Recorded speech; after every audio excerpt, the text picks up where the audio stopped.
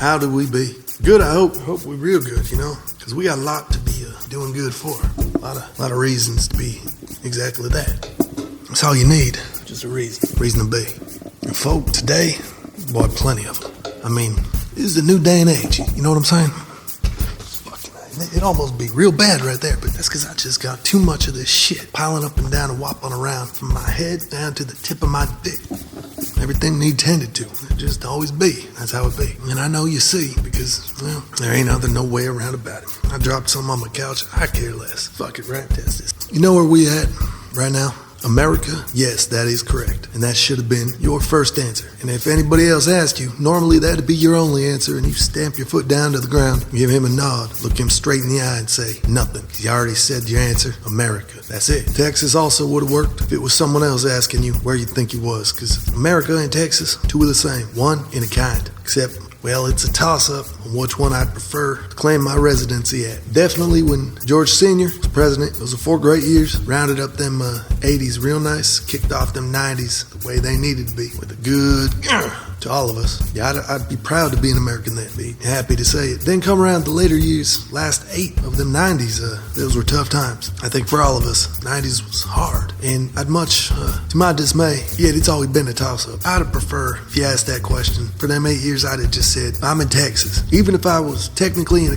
California, my answer would still be Texas. Better like it. Take a fistful of knuckles right into your cheek. Next one to hit you in the jaw. Test if it's glass or not. I'll give you a spoiler if you want to do that test. Here's the answers. 100 out of 100 jaws that put to the test under my knuckles, enough to make me want to put them in a sandwich, feed it to them. Well, all them glasses was jaws, and jaws shattered like the glasses they was alike. There's your spoilers, you entertainment junkie. Don't worry though, you're only gonna hear it here. I ain't one to go run out and blog about it on my Reddit, right next to your Game of Thrones fucking bites and morsels. I tell y'all addicts, we here come from Texas, we got vice.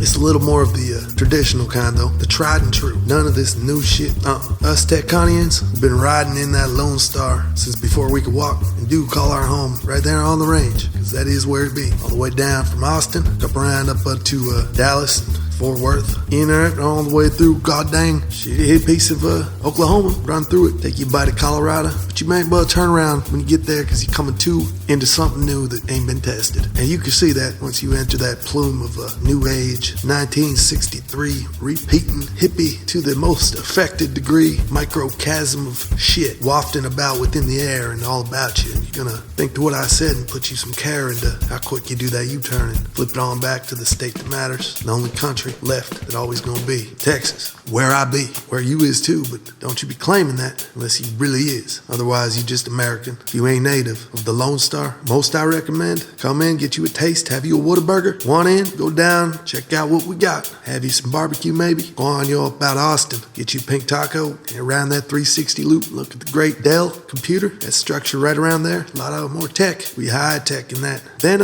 get you another Whataburger on the way out and get the fuck on, back to wherever you came from. We ain't got room for all y'all. We got others coming in across that border, popping off them Rio Grandes, either piece of the cartel or running from the cartel, that more to offer great state of Texas than you could ever do. You entitled and a piece of shit in my mind. Hate to say it, you a fellow brother and American, yes, but you not Texas American, so you still just a piece of shit, lazy entitled piece of shit. Good for nothing, know nothing, piece of shit. I ain't got nothing for you but the one fact that comes with you being a piece of shit in a fucking place full of a whole bunch of other pieces of shit, entitled to everything in their mother. They was born under a white one, come out of one, fucking slipping down and been held ever since, because it was in the country of America. That place means you my brother in arms. If it comes down to us against them fucking Germans again, them gooks up there, Vietnam, chinks up there in China, slambacks up there in fucking Japan, Kumbo Kako Chaya. Last Samurai gonna be Nakupo Kaya, gonna be me and you. Then you better watch out you ain't next to me, because I'd take a chunk out of an entitled piece of shit if you're the last one around and nobody's looking. I fucking hate you. I do. Not as much as I hate Kupokayo though. Picking and choosing, you've been advised. Now you know. There's a chance you may take me down too.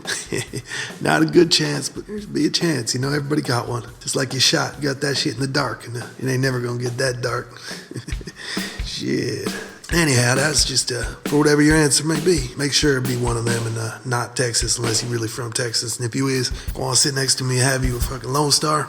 I ain't got none right here. I got Guinness, but you can bring over some Lone Star and we have it together. That's a good beer. That's like Jesus would have had the Last Supper. And with the technology today, everyone's afforded, up to the invention of Lone Star beer, Jesus would have had him some Lone Star. Everybody but Judas. Lone Star, well, I'm just kidding. It don't pick no favorites. From criminal convict to a Catholic raper, them kids, you can all have it. Even me. I have it too, and I'm better than all them fucks. That's bad enough. They all fuck. They can eat. We all can have Lone Star. But I prefer Guinness because it's a better nature. My palate's more distinguished. Refined, as some may say, but I like to consider myself a distinguished one. Not unlike the gentleman Eddie Murphy played in that movie. Fucking, that black he could act. He could, piece of shit. And where was BB? Now, I was getting on a little bit of the introduction, where he was from and where I was be. Now, if you didn't catch it already at this point, I'm from Texas. Greatest state in the world, and you're from, as long as you answered close enough, who the fuck really cares? Bottom dollar to cent, just another one of them entitled V-Yucks. Wouldn't do any better than nothing, and I'd rather see a Mexican over here in a second, doing me some right and proper on my lawn, whatever else. Landscaping, water, chasing, all that shit. He doing it. You ain't doing shit. The fucking unemployment, the hell out of here, Whitey. No time for you non-working it. Got me off track, piece of shit. As we were, we was about to begin.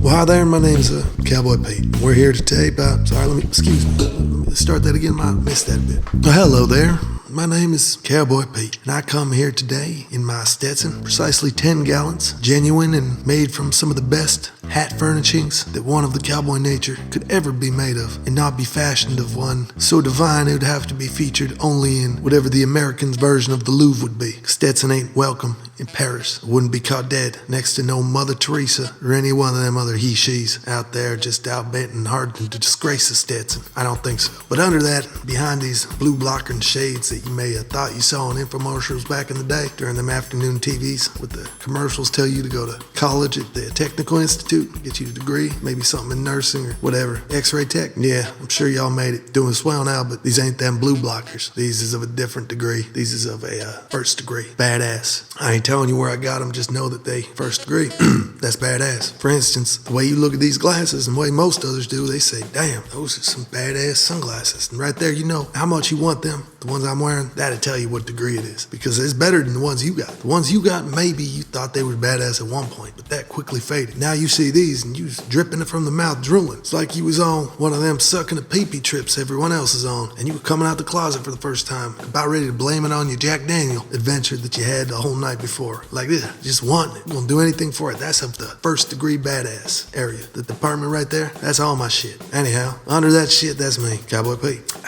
And you know, I ain't gonna say it, but you know, I'm also of the first degree. That's a badass. First. What are you? You know, I guess it wouldn't really matter what I was and you were because it's a different world now, ain't it? So they made it out to seem like it is. But they ain't saying it, they're just making it out that way until it is. And once it be, well, then we all gonna find out how different it truly is. Cause there ain't gonna be no other way out. And we stuck. Did you know that? We on our way right now. There ain't no turning back. There's too many ones that were born stuck with big block heads weighing us down to get on past the evil that's coming in on each side of us. Much more powerful and infinite in its will to become a force unstoppable and able on its way to being that to consume us all and drive us down within the lowest possible levels that life could have let out for anyone. And nothing anyone who could think beyond a fish would hope to have to play out as a person that gotta exist like it. And yet, nobody raises a hand when they are and asks the question, what the fuck, to anyone who might it matter. And that machine keep on grinding them through.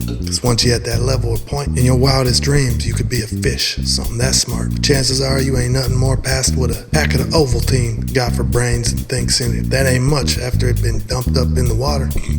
You soon to be replaced by some sugar-free shit anyway. You pretty much down there like the slug who just tasted his first bit of salt. And the last thing he sees is that little child looking up at him laughing, dumping more on it, watching him melt. That's a burning ass way to go. And you about that place. Except you go on your own because no kid's paying you any mind. He dumb as a brick. That ain't been mortared through and don't be used by any Masonic clique. So he ain't worth the shit. Reject off Masonic. Just saying, times is trading true. I'm done here. Fucking can't do it.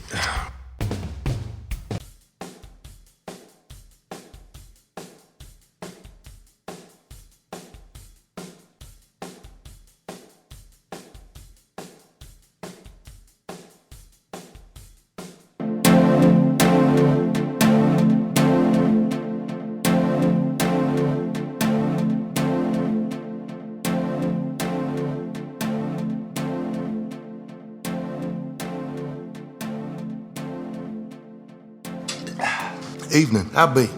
I reckon good. I reckon if he was anything else, well, I don't really know. So I'ma just reckon you was good. But I'm also reckon you wouldn't mind being great. That was if I got to reckoning. And I must admit, from time to time, I reckon I've been known to do just that. Reckon, pardon, but not excusing. We're talking about myself. If I do now reckon, do you know who this is? Testing the microphone to you, drinking his wine like a smooth sarsaparilla, deep off into the chirping, cooling summer night. Out there past the bush and with the girl with the cutie eye. Be Cowboy Peet, the one that known to fly, the one that known to die. Fucking A, turn this shit off.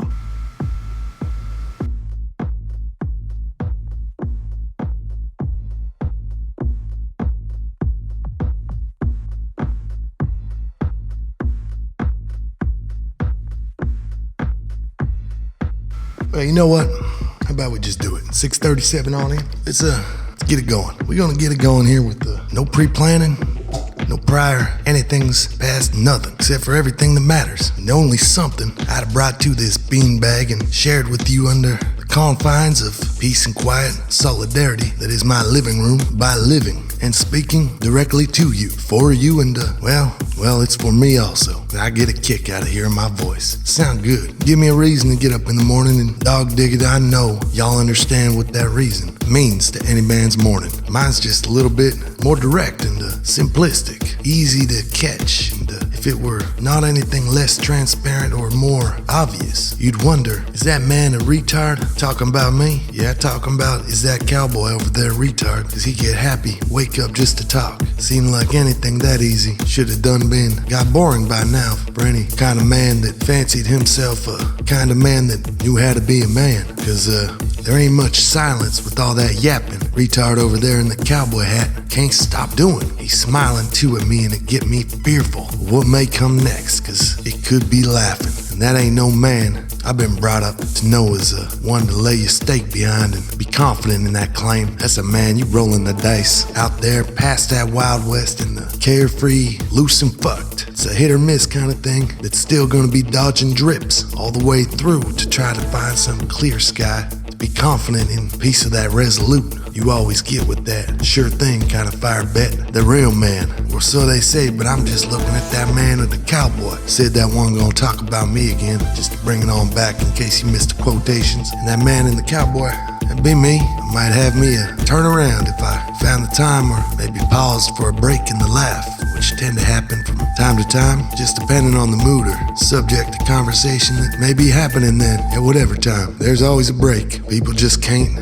keep up. So I keep going and maybe I catch that person who got skeptical about how it is I thought I could be a man and wear this hat. Wake up with a smile and a sass and two lips couldn't stop moving. Even catch me giggling, joking, acting all that tomfoolery out talking, but still able to stand up straight and approach with the confident yet persuasive demeanor that few ever approached. That skeptical one showed through into something actually true once they'd stand for the introduction to the man. Because there only could be one man, and this time he was giggling or maybe just smiling, but inside he was laughing as his strut crept smooth on his walk to be the direct embodiment of something that gone done proved everything wrong that you thought and was taught to be true. Because it was life, and you couldn't deny the cowboy with the smile or counter the confident, but the cowboy can. And my name's Pete, Cowboy Pete. Who's you? Didn't matter anyway, I'm the man. And then something happened as a mist came forth and drew close to that chapter of a interlude if it was everything you knew to be true. The Cowboy Pete gonna come right back at you after these messages. We'll be riding back. Oh, diggity.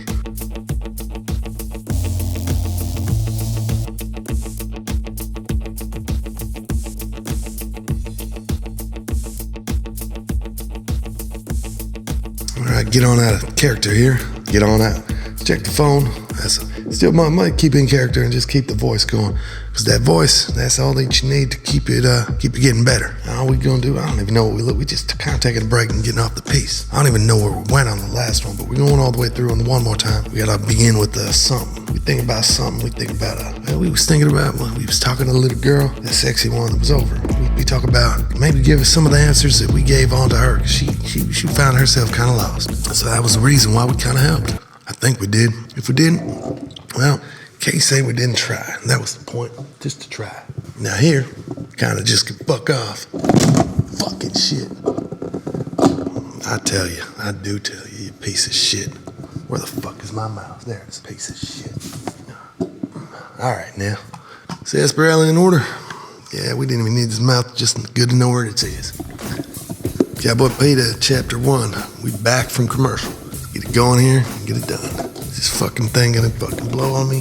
Piece of shit, look at that fucking blow. All right there, swells, we back.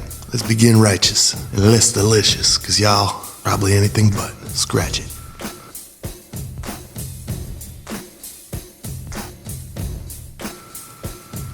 We're going to talk about this in the first person, because that's the only person I can verify as someone who's going to back my story up 110. That's God's honest truth. With the 10% fluctuation rate that I put in there, because I'm on a little bit of this wine. Red sauce like sweet turpentine off a huff of reddish Oprah-looking embodiment that will, if done in excess, meaning me drinking of it too much, have a tendency to sway some of my words, at least this or that, off, but only in a 10% kind of degree. We ain't there yet, but it's just a in case, cause ain't nobody gonna call me no liar, especially when it comes to telling a talking piece of a chunk of this life that I done lived on and about myself. Without further ado, cheers and 10% to me and you, piece of shit.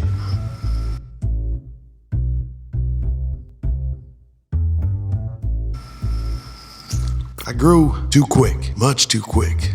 I'm saying that right now because I feel it when I think to how little of them times I really am able to kick on back and have a nice think about and know there wasn't nothing I wouldn't have changed about whatever thought it is I might be dreaming in the day on that couldn't have been better if I wouldn't have done it just a little bit different so I could have me an outcome that might be a little more favorable to the memory. Seemed like every one of them could have used a little more favor, even if it was one of the real good ones that's sparkled with the sweetness taste of sorrow, which is a spice that my life led up to here has not been without. Yet few would know outside of what I'm saying on it right now, because you'd have thought if you knew me more than just these last couple, we talking words and sentences. If there was one, maybe they running it on, maybe there was not. But if you knew me, you'd probably have thought different, just cause the sorrow never seemed to seep out. Nobody ever catch the sap leaking out of Cowboy Peet unless you got real close and was one of them that might have been the cause of that sap. And right now, thinking on it, you'd be a piece of my sorrow. You'd be one of them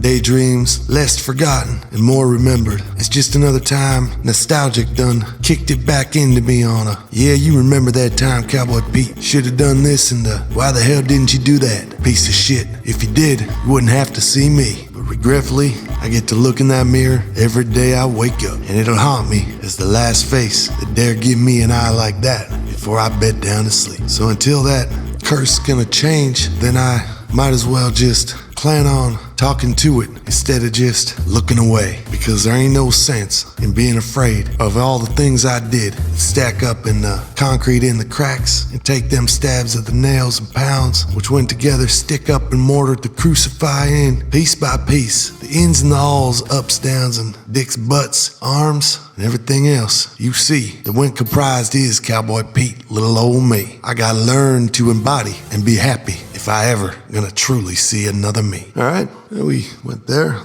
That's the end with the mist come through, and you know it did. So we go again. Keep it on going, but that was a little pause. Need to bring it into something else a little too poetic. That was Cowboy Peet, and he is conflicted. So we need to get him past that. His confliction seems like, well, it starts in the mirror and ends in the mirror. So it's the choices that this man has made. But although he is a true noble man with a way about him, few can deny, therein lies a fear that will never let him fly. Without the further ado, Pieces of Shit, Chapter 2. Peet is I, and I is Peet, and Peet is all of you. If you didn't know, now this is new, from me to Peet to you.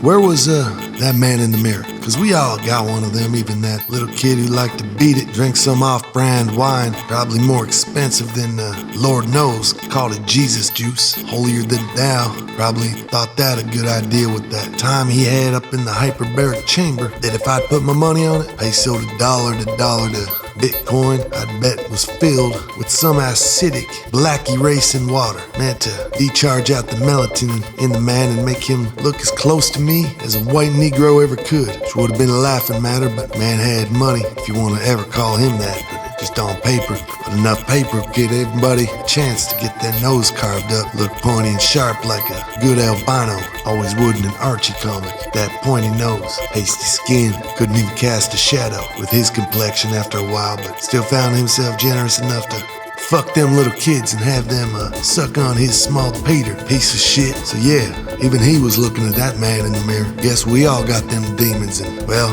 we all better not have them demons. God thank God there ain't another Michael Jackson. So you gotta feel pretty goddamn good about yourself if you think about that. Cause that old elbow Negro, which I catch off the name albino alligator like they do in the South, calling it elbow gator, somehow made it that far. Which they say a lot about a man's reflection, and even more about an elbow gator, cause normally his mama kill that devil spawn the moment it come out her and she see that runt, pasty white looking like a demon walking around, ghosting through the jungle. She ain't give it the chance, lest that elbow gator got a piece of luck with him and it struck on. Which ain't gonna happen rare, as rare can be, and that was him. And until them pills caught up with him, that luck never would have ended.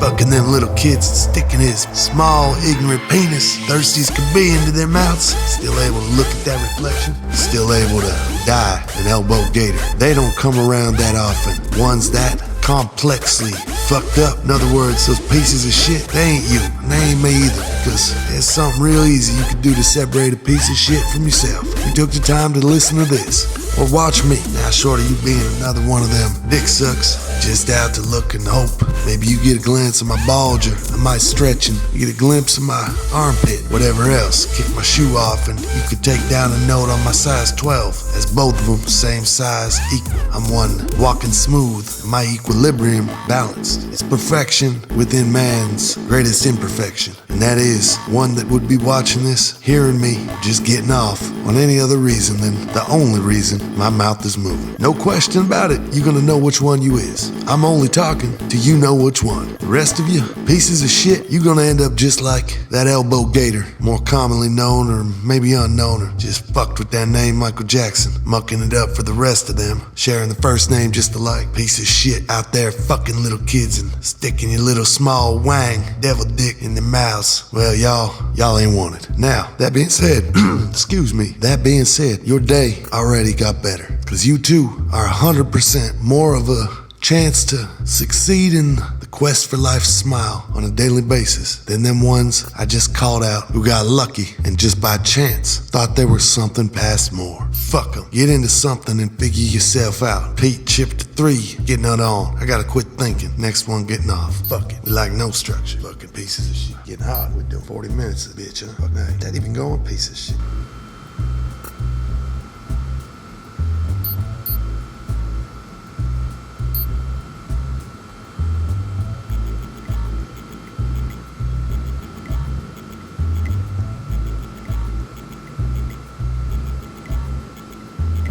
Here we go. Keep it up, right? Might as well. Now, you found yourself to be a person just like me, so we done talking about you until we gotta talk about something outside of me. Right now it's me. I'm here for me, and that's all I can speak on is me. When I get to you, I'm just generalizing, and I'm not really speaking right at you, but I kinda am to all who listen, because remember who it's for. You. And when you spell it, remember how creative I am, and being that you're here listening to me because whatever you done did up to however many years it took to TikTok passed into the time that tripped up something spitting up out of you. Well, follow through and give me the 100%, and I spell it out with an E-W-W-W-W, and that's you. Cause you gross, stink, and something else wrong nobody can't put a finger on. And you ain't admitting it, but everybody knew. That something coming right on out of you. Make you say you. My nose do it and everything else. Fucking A. Gotta change that and get you a name. It would suck to be you. Suck even being around you. Suck at fucking shitting. I need something to eat. What you think about that? How about you? Nah, but it'd probably be gross just like that. Life has a way of doing that to both of us too. True. Fuck it.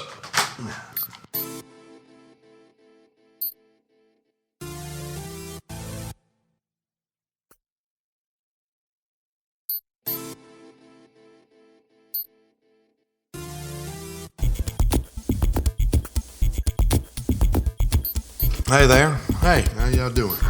How is y'all doing? This Cowboy Peet. That's about all the introduction a man should ever need.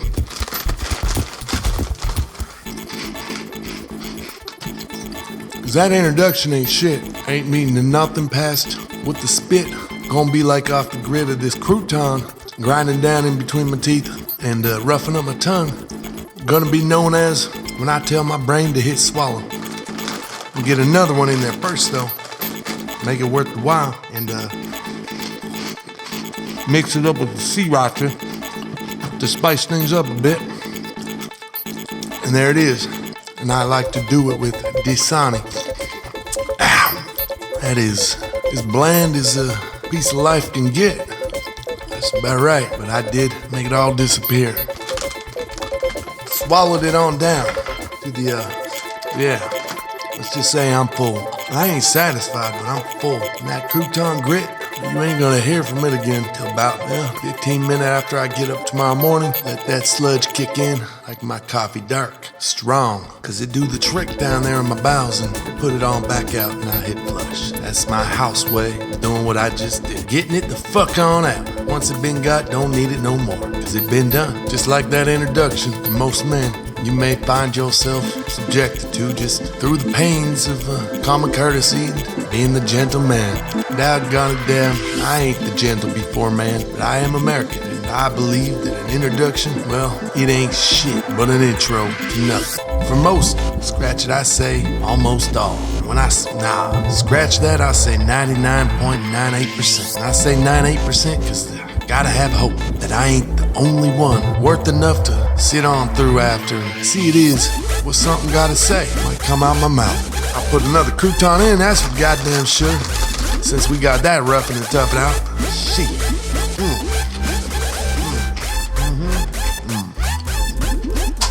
Yeah, this is good. Already, y'all at home, imagining that you was lucky enough to really get that introduction to Cowboy Peet. Well, you imagining you sitting right here, eating them croutons with me. You're gonna have a bite right after. I think not, but imagine all you want. This is already kind of a new genre for you because, well, you didn't see none of this coming. Normally a cowboy you'd have thought might have been eating. Well, you didn't know. We don't really talk about cowboys eating, but you didn't know I'd been drinking sarsaparilla, hornito, or whiskey. Take cunt, because I'd been saying that too. My rightful language and God, Karen, Gil, Given, Baron right. Do so. This got a twist because a crouton, you never saw that happen. Didn't think it was possible. Well, as I put another couple in my mouth, throwing them down, before I have that Dasani to wash it through, the grit off, keep that tartar away. Don't like the grime on my teeth. Take time on them. You gotta be the unknown. I always come with a twist. You ready for another one? I'm eating feta cheese, crumbled. Off the stock I broke myself. Drained it off in the refrigerator box. Did the nasty part of it and got it to where it is all on my own. And by my own choosings and will. That's a twist you ain't seen coming 2 miles away. The only thing you knew about this that you might relate to is be that sriracha. I'll put in right now with another bite. That cheese to come after, maybe you'd have guessed I'd have licked my fingers with it the way I'm eating it out the plastic box. Folks at Conoco brought us off the kind they can't use. They molded it into that piece of beauty. Gonna be recycled and done up back again. That might have been obvious though, licking the lips, because I've been known to, I lick a lot of stuff.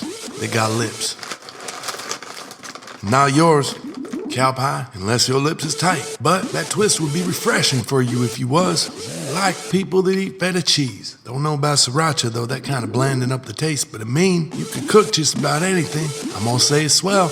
Mom got feta cheese on it, you know I already like that, so you can pretty much put any eggplant or whatever else on there, tofu to shit. I'm gonna be happy. Digesting me okay, get them juices going and mix it well with sriracha.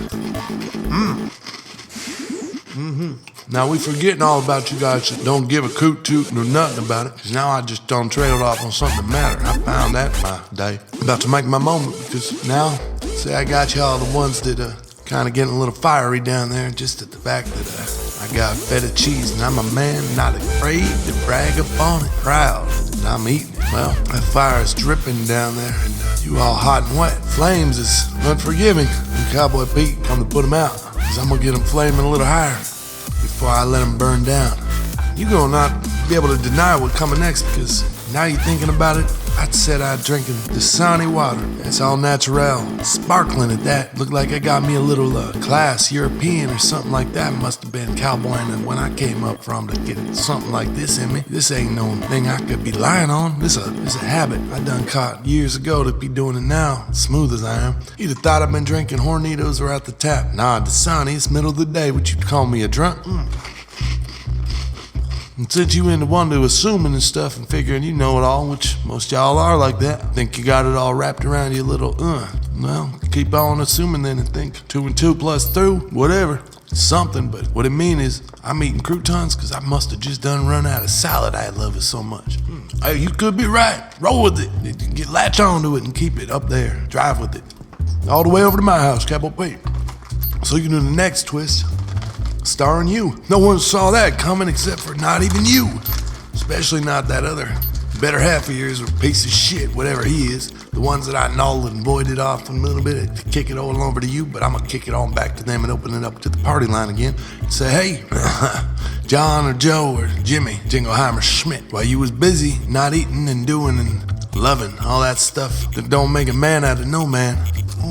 Cowboy Peet been doing a lot because he's loving it. And Cowboy Peet already know him, man. So I eat the shit out some tofu on a Sunday morning or afternoon, whenever that game is, and I forego that to check out lilacs and watch them grow. Ones that I planted too, or marigolds, just so I know they look good. Because I could never plant a bad marigold. Been doing it good on all my life. And I could do it all that morning, drinking Dasani, not thinking about my Budweiser or Jimmy Beam, Hornito or that whore that he know. Probably you do. Cause I'd be too preoccupied helping your girl learn how to do a little bit of planting herself and growing and maturing just like a marigold. And she gonna do it fast just like it did. Quick as can be, blossoming and blooming, and I'm gonna be right there. With my feta cheese, my sriracha, can't ever forget about my crouton. And my thick cock, honing in and aiming, shooting and then hitting and, well, sticking right in your loving tender. She forgot all about you and now want to drink a little Hornito with me because she don't like the good guy type all that much. Just gets him in the front door. That's why I got the rest of it. Yeah, it's in my back pocket and I can always pull it out. I'll do that, and that's the only thing I'm gonna pull out. The rest of it, well, have fun.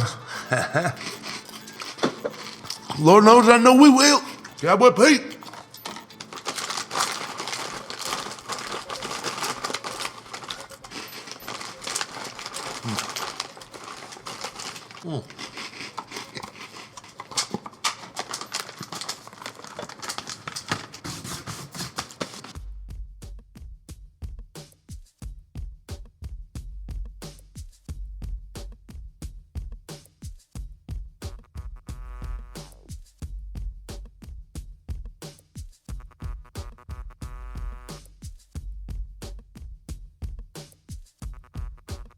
Sit down, we got our drink.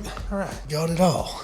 Testing, that is good. Alrighty, I'm there, good there, and we good everywhere. All right, now the goal here, try to get me on the mic and give myself a little presentation. Fucking piece of shit. You believe that piece of shit? Y'all see that, cocksucker? Cocksucker came down. It ain't up there too sturdy. Not sturdy at all, but Well, that's how I tend to think sometimes. That's how it tend to happen. What you gonna do, right? Maybe just hang out, not make a lot of noise. Hopefully it'll be all right. That could be good, could be bad. Your guess be as good as mine. At least you got guesses, though. Most, yeah, they have even trouble with that. Says a lot about most. Don't say much about me, though. Now, we just here rambling a bit, just trying to get the levels right. Trying not to be looking right at this, so I believe that good. That should be just right. That should be all right. Should be just fair. Like the weather of the friend, yeah, none the same, you know? Give or take. Do a little, get a lot. If you get a lot, expect a whole lot more. And when you get through that, if you do, well, then you're gonna be somebody. You're gonna be more than you ever knew. But now my ramblings start to turn into something worth a damn, huh? Ain't it though? It's trippy how that work out. When I keep it on going, you'd think I was pre-planning this or something. I promise I ain't pre-planning nothing. Everything on me, original and true, honest, 100%. Well, 100%, if you please allow me to introduce myself, as this would be the introduction to An Evening with Cowboy Peet. I is he, and I is good to meet you. Pleased, you may know me under other names. Those names, y'all can forget them tonight, cause tonight, well, what I say, tonight's An Evening with Cowboy Peet. You know me because of, well, I got Stetson everything. Stetson hat, drinking some Stetson right here. I got these Stetson fine python boots. And those pythons, these right here, these from the Stetson python. Growed on the Stetson ranch where they got the pythons and the gators. Only the finest you're gonna get when they put them in a boot. You can get these down at Alcala's over there in Chicago. Not quite downtown, but just midtown almost there. You can tell, believe me, you could tell. And when you get there, you ain't just gotta say nothing. They gonna know Cowboy Peet sent you. When you come asking for some Stetsons, they know who you want to be like. Take it as a compliment. I do. I don't take anything otherwise. You put less than a compliment on me, well, your evening with Cowboy Peet are gonna be a little bit different than most. You're gonna have a bit of a raw deal come next morning because I'm gonna be honest with you. Can I be honest? You're gonna be hurt. You'll be hurting real bad. This was supposed to be an enjoyable evening with everybody's friend Cowboy Peet. You can take my word on that one because, like I said, you don't want to be my enemy. These evenings are supposed to be enjoyable. If there was anything less than pleasant, well, doggone, I wouldn't be having. Don't make much sense now, do it? Have an unpleasant evening. If I were to have an unpleasant evening, well, I'd still be married to Miss Cowboy Peet, and I'd be a piece of shit. You'd have known me, not as Cowboy Peet. You'd know me as, look at that piece of shit. Right over there. What's he doing? Oh, he's just a piece of shit. Give him no mind. Let him be on his way. And if I came over there to talk to you, you'd look the other way. Because I would be, well, if you've been paying attention this far, I ain't gotta say it again, but some of y'all just tuning in to the evening with Cowboy Peet, this being my introduction, you'd have known me as a piece of shit. But that was previous to this. Right now, Cowboy Peet. Far from it anything but, because I done changed up a bit from that.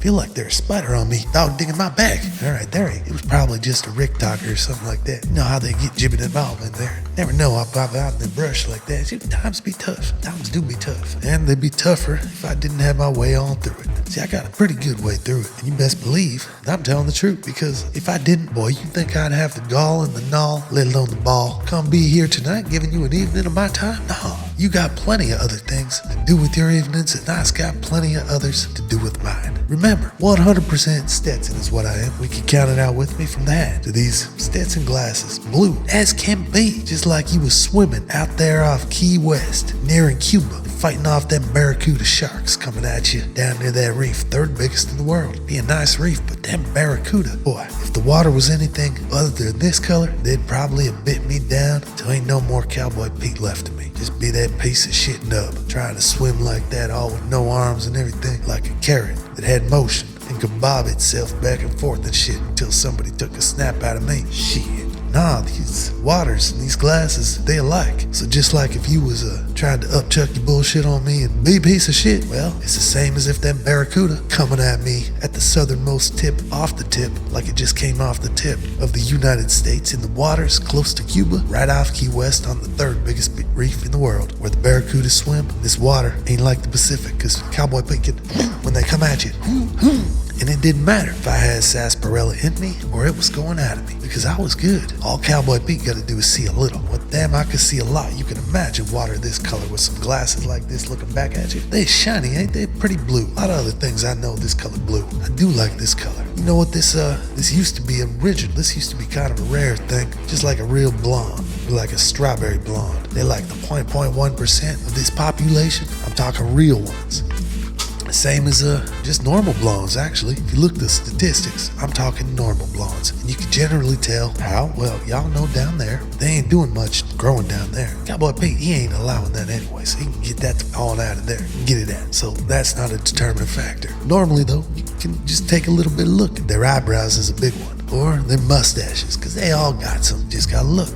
If you find one that you can't find one on, or any of them extra hairs all over them unsightly places, you just don't need to see no hairs, except if you with a girl up in Europe and she was bred and made in Europe. Not all parts of Europe, but some parts of Europe where they're a little more, let's say, forgiving about the showers, the whatnots, and the treatment, the religion, and removal of the hair. Well, then it's all right, because I ain't want to get into somebody's time-honored traditions and who they are, because it may be that person's belief to get up on them armpit hairs when that person just don't know no better mind from them mind. But when in Rome, it's the last time I seen a person like that, and she was giving me my hotel. And what am I gonna do? Mess with the lady that giving me my hotel? Liable to get a bad room. It's 4th of July weekend. Quite possibly I get no room at all, sleep on the street with the bums eating cappuccino in the morning, and I'd be hurting without a suit. Them bums have one. I didn't, just a cut-off sleeve shirt and a Superman pendant. So I went with the other way I could do it and say, when in Rome, do as the Romans do, or just do as Cowboy Pete does, an unforgiving man who understands that this unsightly beast with her armpit hair, she's doing it because it's gotta be done. If she knew how to really do it, well, me and her may have had relations that night. But either thank or blame or curse. Probably curse if you was her, the gods, and everybody else down there who raised you and saw you up to be who you was when you met Cowboy Pete, because all it would have taken was just a little bit of read. Pick up a Vogue magazine and look at Elle McPherson that year. She was probably in it, girl probably in there every year. Sexiest girl I ever seen. And she got nothing on them armpits. She probably, though, thought the idea, knew that a Cowboy Pete was gonna come in there one day and slipped up. Done slipped up and got caught on a bad piece of unsightly luck that I must say probably served her right. And I'm glad that it happened, because maybe that could have rubbed off on me from the chance of her picking up a Playboy magazine, sneaking it out the way in hopes to find what the glorious American woman do look like in the raw and the buff, which was a good idea.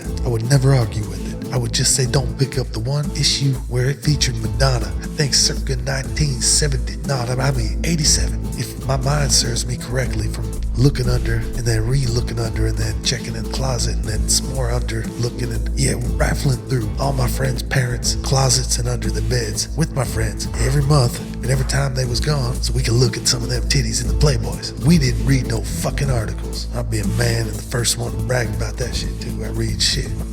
But I do remember reading the date, or close as I can remember, on the one Madonna was featured on. Titties that was out there. She wasn't doing the blonde, so I didn't really like that. I just thought all black hair was just for teachers. She did some black and white black hair. I didn't even know what to make of that. Looked like something I learned some shit off of. Then I looked around and off the way from the titties. Beautiful as they was, I gotta admit, there was a beast under them armpits. Beast. I understand she was just trying to make a statement. Fucking 80s. Everybody was fucking doing something, you know what I'm saying? But she could have stayed a virgin, because I would not like to be the one taking that virginity off that beast. I done seen it scoring me in my eyes on breasts and titties and anything alike. Till the next time I can rifle through some of them beautiful Playboys and not read the articles with my swells. Them was some days. There was a lot of weird stuff going on, but back to what we were saying. She got that article. I mean, I was thinking about them titties. Mine started to get a little messed up.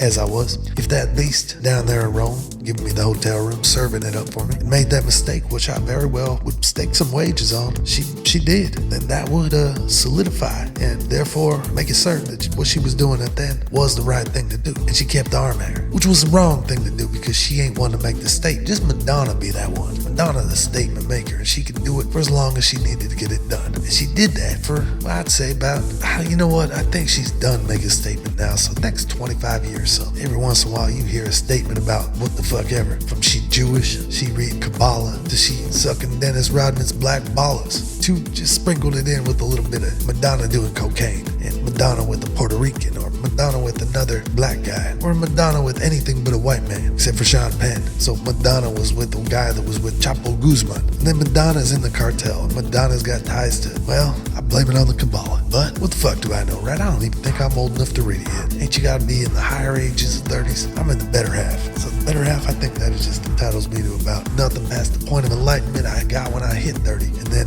just kind of ride that one out and be glad as hell that them 20s really didn't take me out, because I thought I was a goner, done for sure. So thank my lucky stars and fucking ooh shit. Heck yeah, we got an evening together, because most thought it could have been. So most is wrong. Where was we anyway? Most couldn't even follow along at that. We ain't even past the introduction on the pleases. We just spinning around in a bit of a circle. I'm just trying to tell you who I is. I'm telling you I'm real. 100% Stetson. We go right back from the Madonna to the Rome girl to the glasses that were blue to that Key West off that shore, third biggest reef in the world. Right down from Cuba and at the southernmost tip, away from the tip and coming back into the tip. Now we back in the United States, and it's the only place I prefer to be, because you keep on going right back and down. If you was going backwards and you just watch that like a movie, you'd go real fast and then you'd stop right there. Welcome to Texas. And then keep on going through some of them cornfields, farmlands, past George W. Raised to be Bush Senior, both their abodes. Well, once abode, Bush Senior, a different place now. You off Nantucket, doing good though. Gotta watch them girls, got them Me Too charges. Watch out there, Bush. Don't tarnish that name, God-given saint to all us Texases. Anyway, keep going around and gonna hit an oil field, go through a bunch of them, get out and on in the middle of nowhere, past the county line and the shit liquor laws that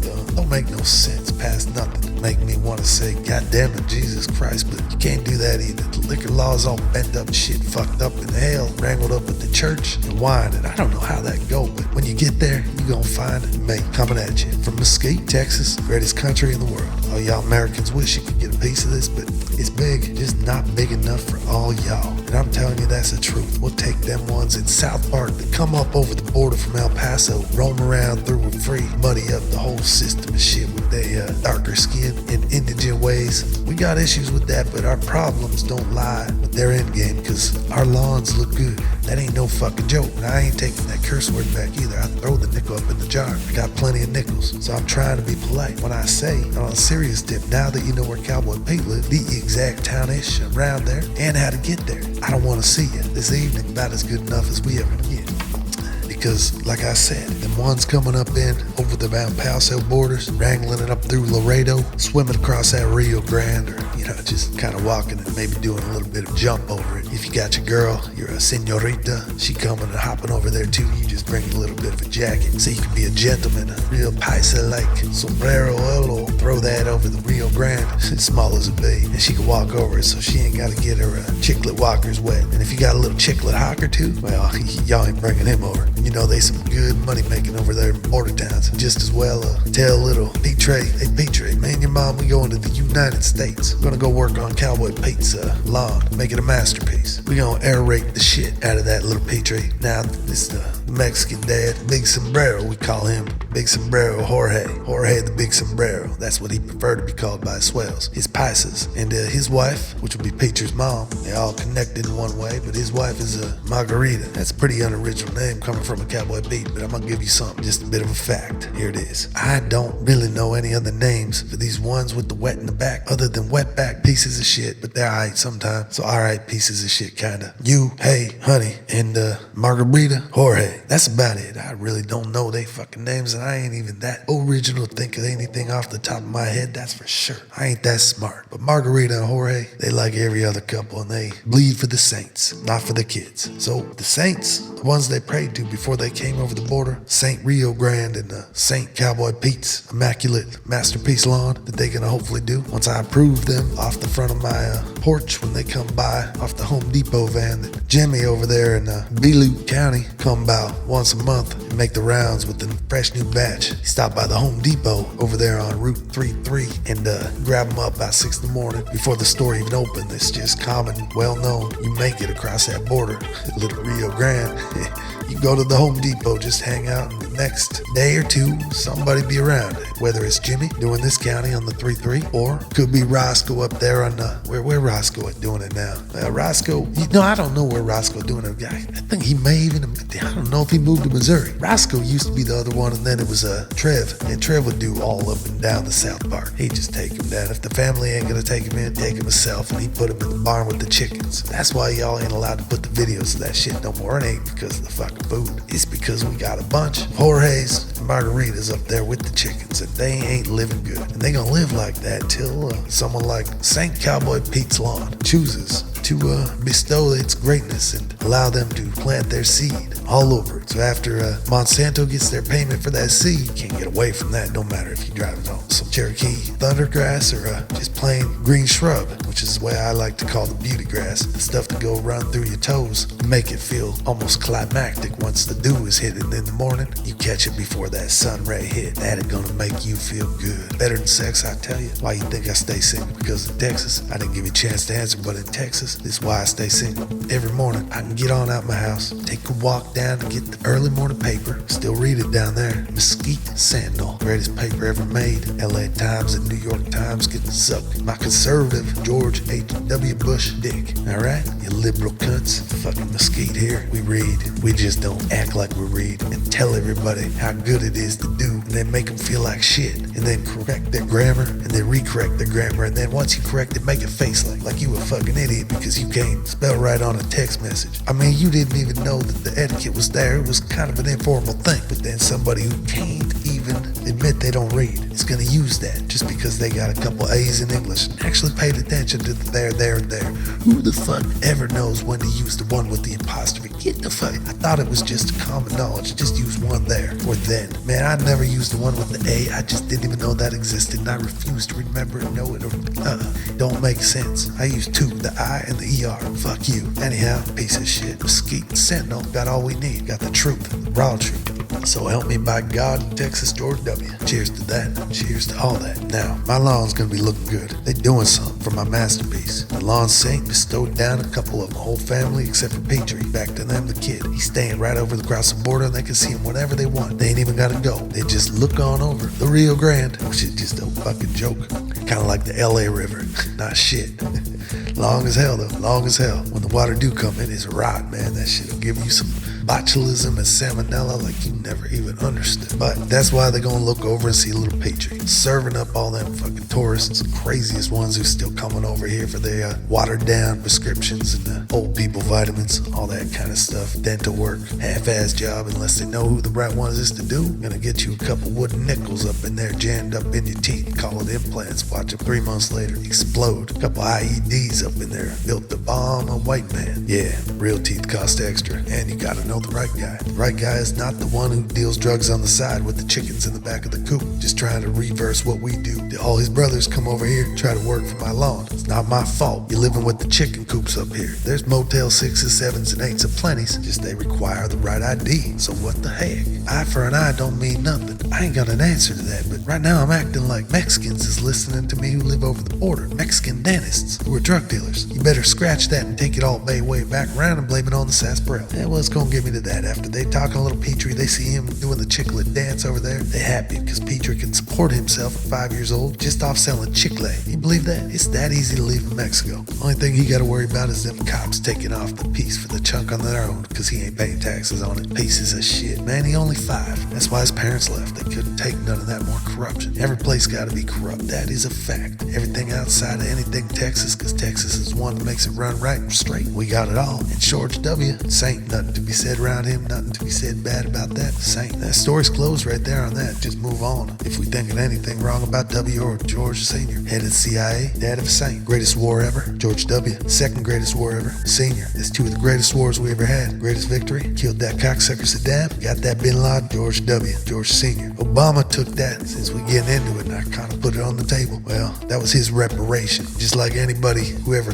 if they ever got their reparation. Let me tell you, that ain't happening in no Texas, but we act like it is, all right? Act like it is. Not here, we don't. Y'all over there yokeling out in that California, fucking some middle America po-down come junk like Colorado, fucking get your weed, got them going in you, and then all of a sudden you want to be real open-minded and stuff doing that. Want to start preaching and writing blogs on give a little back, give a little, what the fuck you gonna give a little back? Look what we gave Obama. That's the president. That's what it takes to get reparation. That man proved he know how to properly use a reparation. Man already done made it. You can make it? Ah, sure. That's the deal. I backed Obama's reparation. I backed that Bin Laden kid. I thought it was great. I liked that son of a bitch. But that man worked for it. He went to schools, and like everyone else, that man can speak. Now, if you can produce those 2 credentials to me and do it more than once and not on a rap album saying that you're gonna take me to school and use a word like intellect recollect and then retrospect. Well, that's just some hacky shit. Come on now, that ain't it. You can prove it to me. Give me some sort of I have a dream speech. I'm gonna take my wallet out and I'm gonna start writing a check. That shit's an imaginary check because you'd have to have a bank account first to cash that shit. But let me say I sign my name on the thing to get you whatever you need to get, as long as it's within reason, couple hundred. All right, short of that, don't come a knocking because we ain't answering. No nigga knock.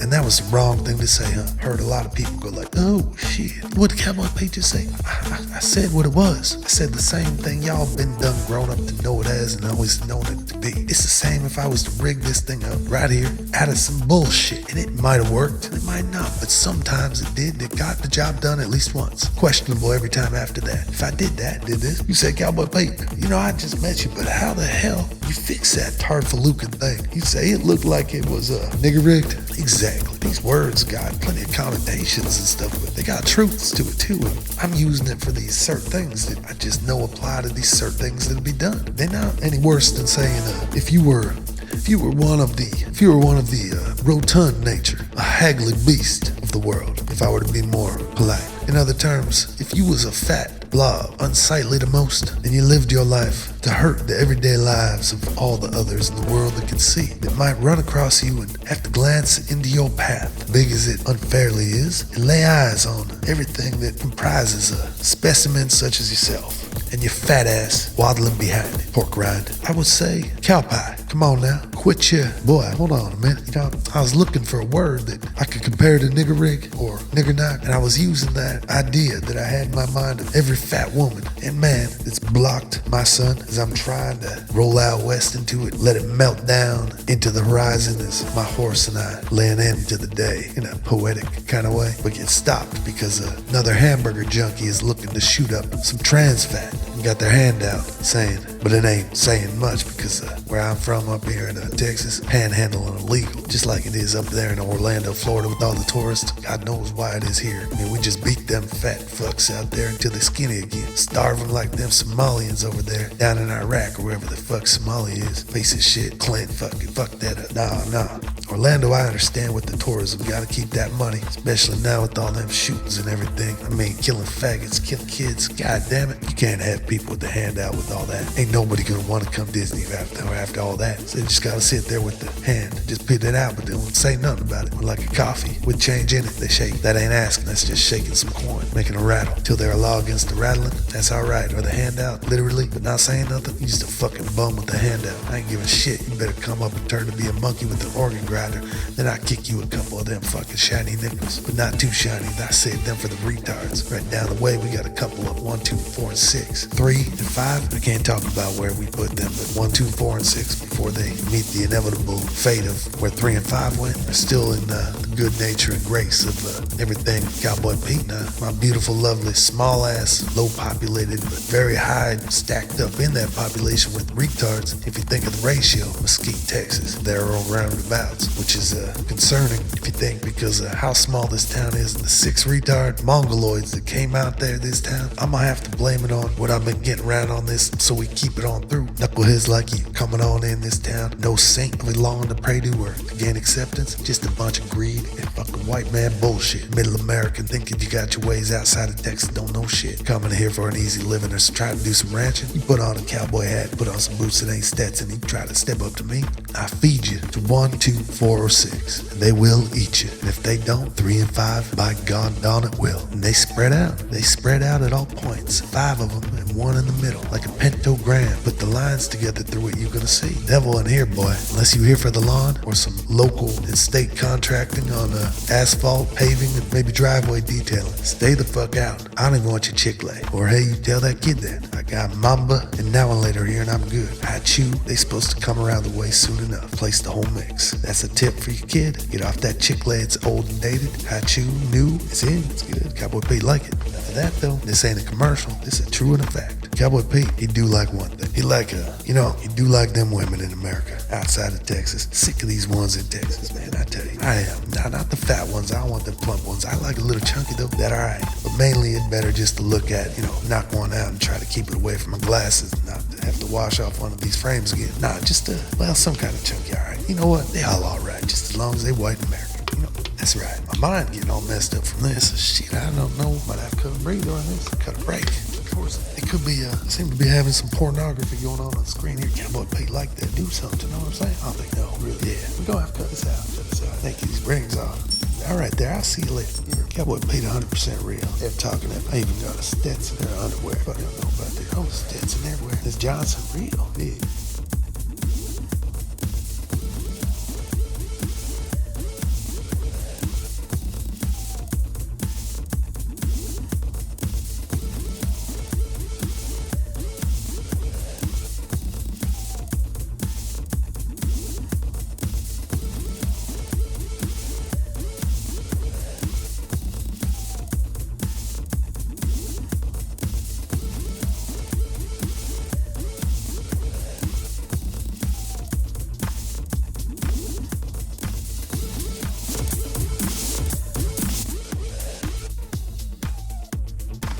Yeah, here we are, back again.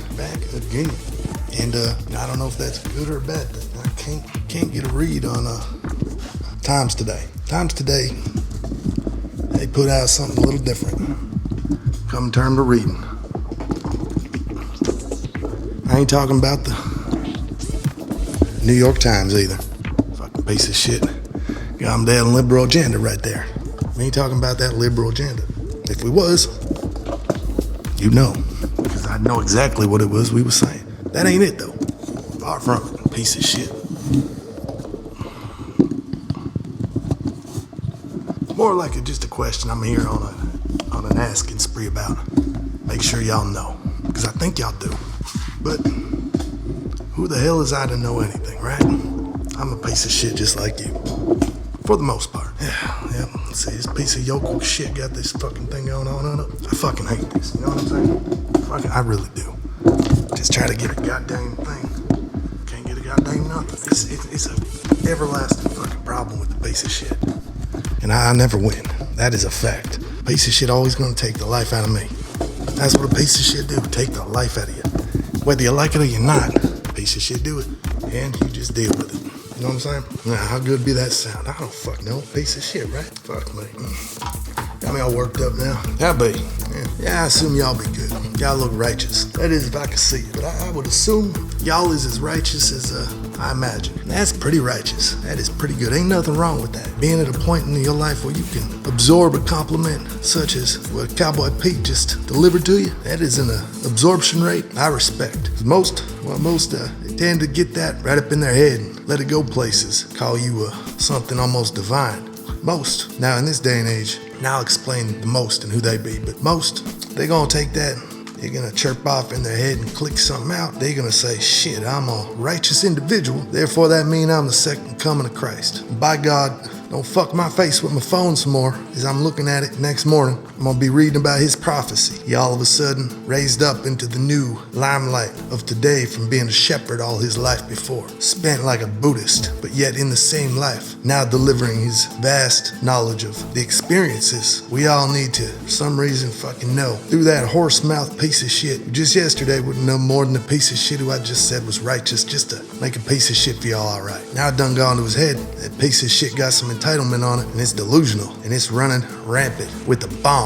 Who knows when that shit gonna blow, but you gonna feel it when it does, which wouldn't be much an issue, except today, it ain't just one bomb we gonna feel at a time, because there ain't just one righteous piece of shit speeding down the informational superhighway, locked in on a target dead, set on the center of this planet, and the reality, I gotta deal with this shit along with y'all right here in it. That be fucking trails, huh? Well, not on my watch, compadre. Compadres, pieces of shit, need to come back to the real world. Not with no pack mentality either. It's empowering you to think that bomb you got is gonna do something when it hit. Good always triumph over evil it's a fair way to put about it. Because good is within humans' nature. It's where we strive to be within the realm of the goodness for life. And being able to have a pleasant one. Be able to experience the good things up in it. Beauty, knowledge, people, women's big breasts that are attached to supple bodies. Not big breast plus big body. That is not a natural desire of man. Keep within the norm, and normality shall prevail and show its way through. If you stick to that, doggone it, you're gonna see that good. You're gonna come radiating out. Each one of all y'all, me, plus you. That kind of gonna do. That's what we living to be and see. Not much more, definitely not less. That right there, that's what's expected. I bet y'all we got a consensus of that. Chalk it up as that's set in stone. Commandment, as they say. Goodness and equality. Hold the fuck up. Now, equality, who just chimed in and said that in my brain? That's a little bomb going off. You follow? Because equality got nothing to do with it. It never will. Y'all tripping that word up. You spun it in a way that puts you on the same playing field as me. And I don't like that playing field. Because that playing field, that's fucked up. That's a field where I can't ever win. Guess what? Even if I do, this new field that y'all blended together, equal in all aspects of it all, doesn't even give me the right to rub it on in, stick it to you when I win. Not if, when I win. But you wouldn't even know that, because ain't no score be counted, nothing tallied up. At the end of the year, come time for the trophy, big celebration, banquet or a potluck, barbecue, whatever, you better believe that piece of shit, worst player on your team, peanut looking head, half fucking retarded, and we thought he was a girl because of the way he threw, and he looked like one. He had that limp wrist too. That's a contagious little disease that coming out a lot. Kids these days, everybody I know popping it up. Watch out for that limp wrist. Come with an affliction on the way you talk too. Come with that lisp. You don't want that. That change the way you see everything on life. Whole perspective come knocked away sideways and lost past the chance to ever get fucked up straight again. Living crooked and dying wrong. That piece of shit, he only hurt the team. He did nothing good, didn't even motivate it, did nothing positive. Tell you the truth, he didn't even pay the expenses that it would cost to just have the ability to say you part of the team. Said he didn't have the money. The fuck you doing with all that money you get sucking dick out there on the corner with your limp wrist and your affliction and the way you talk? Your massive presence on the internet and the grinder. Your LGTDP sucker DICK, fuck you kind of coin. What'd you do with that? Well, he got his medicine he need and that methamphetamine, well, that take precedent. Fuck me though, right? That don't exist. The only thing that exists is being fair. And what's fair? That he got to go up before me at the banquet presentation, celebrating all the players, receive a trophy with a big applause for some reason. Because I know nobody liked that piece of shit, so why was they clapping? I wasn't. Everybody else was. He gave his speech, fucking more applause. Didn't make no sense, and it was a bunch of lies. Just basically talking trash about all the people that have been coddling him, helping him up, and giving him that trophy right here today. Then he sat down, 15 minutes later, called me up next. Time had ran out, I didn't even get to accept my trophy, the exact same one he got, which was the same one everybody else got on the team. And then it was the same one on my team everyone got on the team next town over. And the one next state on over. In the whole country, well, we all received that same trophy. It was a trophy for participation, equal on all sides of the spectrum and places on the map. No one person was going to show through better than any other. There was nothing that could divide anybody on there and give a man a right to step up to the plate and brag on it like a man need to do sometime, to set his place in the script of society as a place on the top of that hill, and then let the rest of it start writing on out how he sees fit or how somebody else sees to fit themselves in and take over. They didn't even have names on it because you could, if given no other place to brag on, you could use where your name fell in the alphabetical order as something to brag on, as in just because you got it first. So it was all completely random and without name. Everybody was a participant with a smiley face emoji stamped up in that little plate where the name was supposed to be, with one thing they missed, because equal we all were, if you look at it that way, from the outside on in. But if you read them trophies, there was one name on there that was going to rule above all, because that was 50 million trophies we bought from some guy made in China. You see that name stamped right on the bottom of every one, etched in fake gold, bronzo shit, poisonous to all who touch when it start rubbing off. And bought by the lowest bidder, the people putting us all on teams, making us play, but never letting us win. Just end the season at the same exact place we begun it at, with no progress. Just a waste of a season I could have been building up my bragging rights. Now, who'd have known? Because that guy that was remembered, because that's something you can't take out of what people do. They do remember stuff they see more than the other. Well, they remembered that piece of shit in his 15-minute faggot speech over me. Number one player on the team, contributed the most, recognized the least. And that's a shame, because what's that do to the natural order, the way we know to live, as if there was any other way? Changes it. It bends it to something unnatural and skewed. It's just wrong. Now, I know it's wrong, because when something don't feel right, well, it's wrong.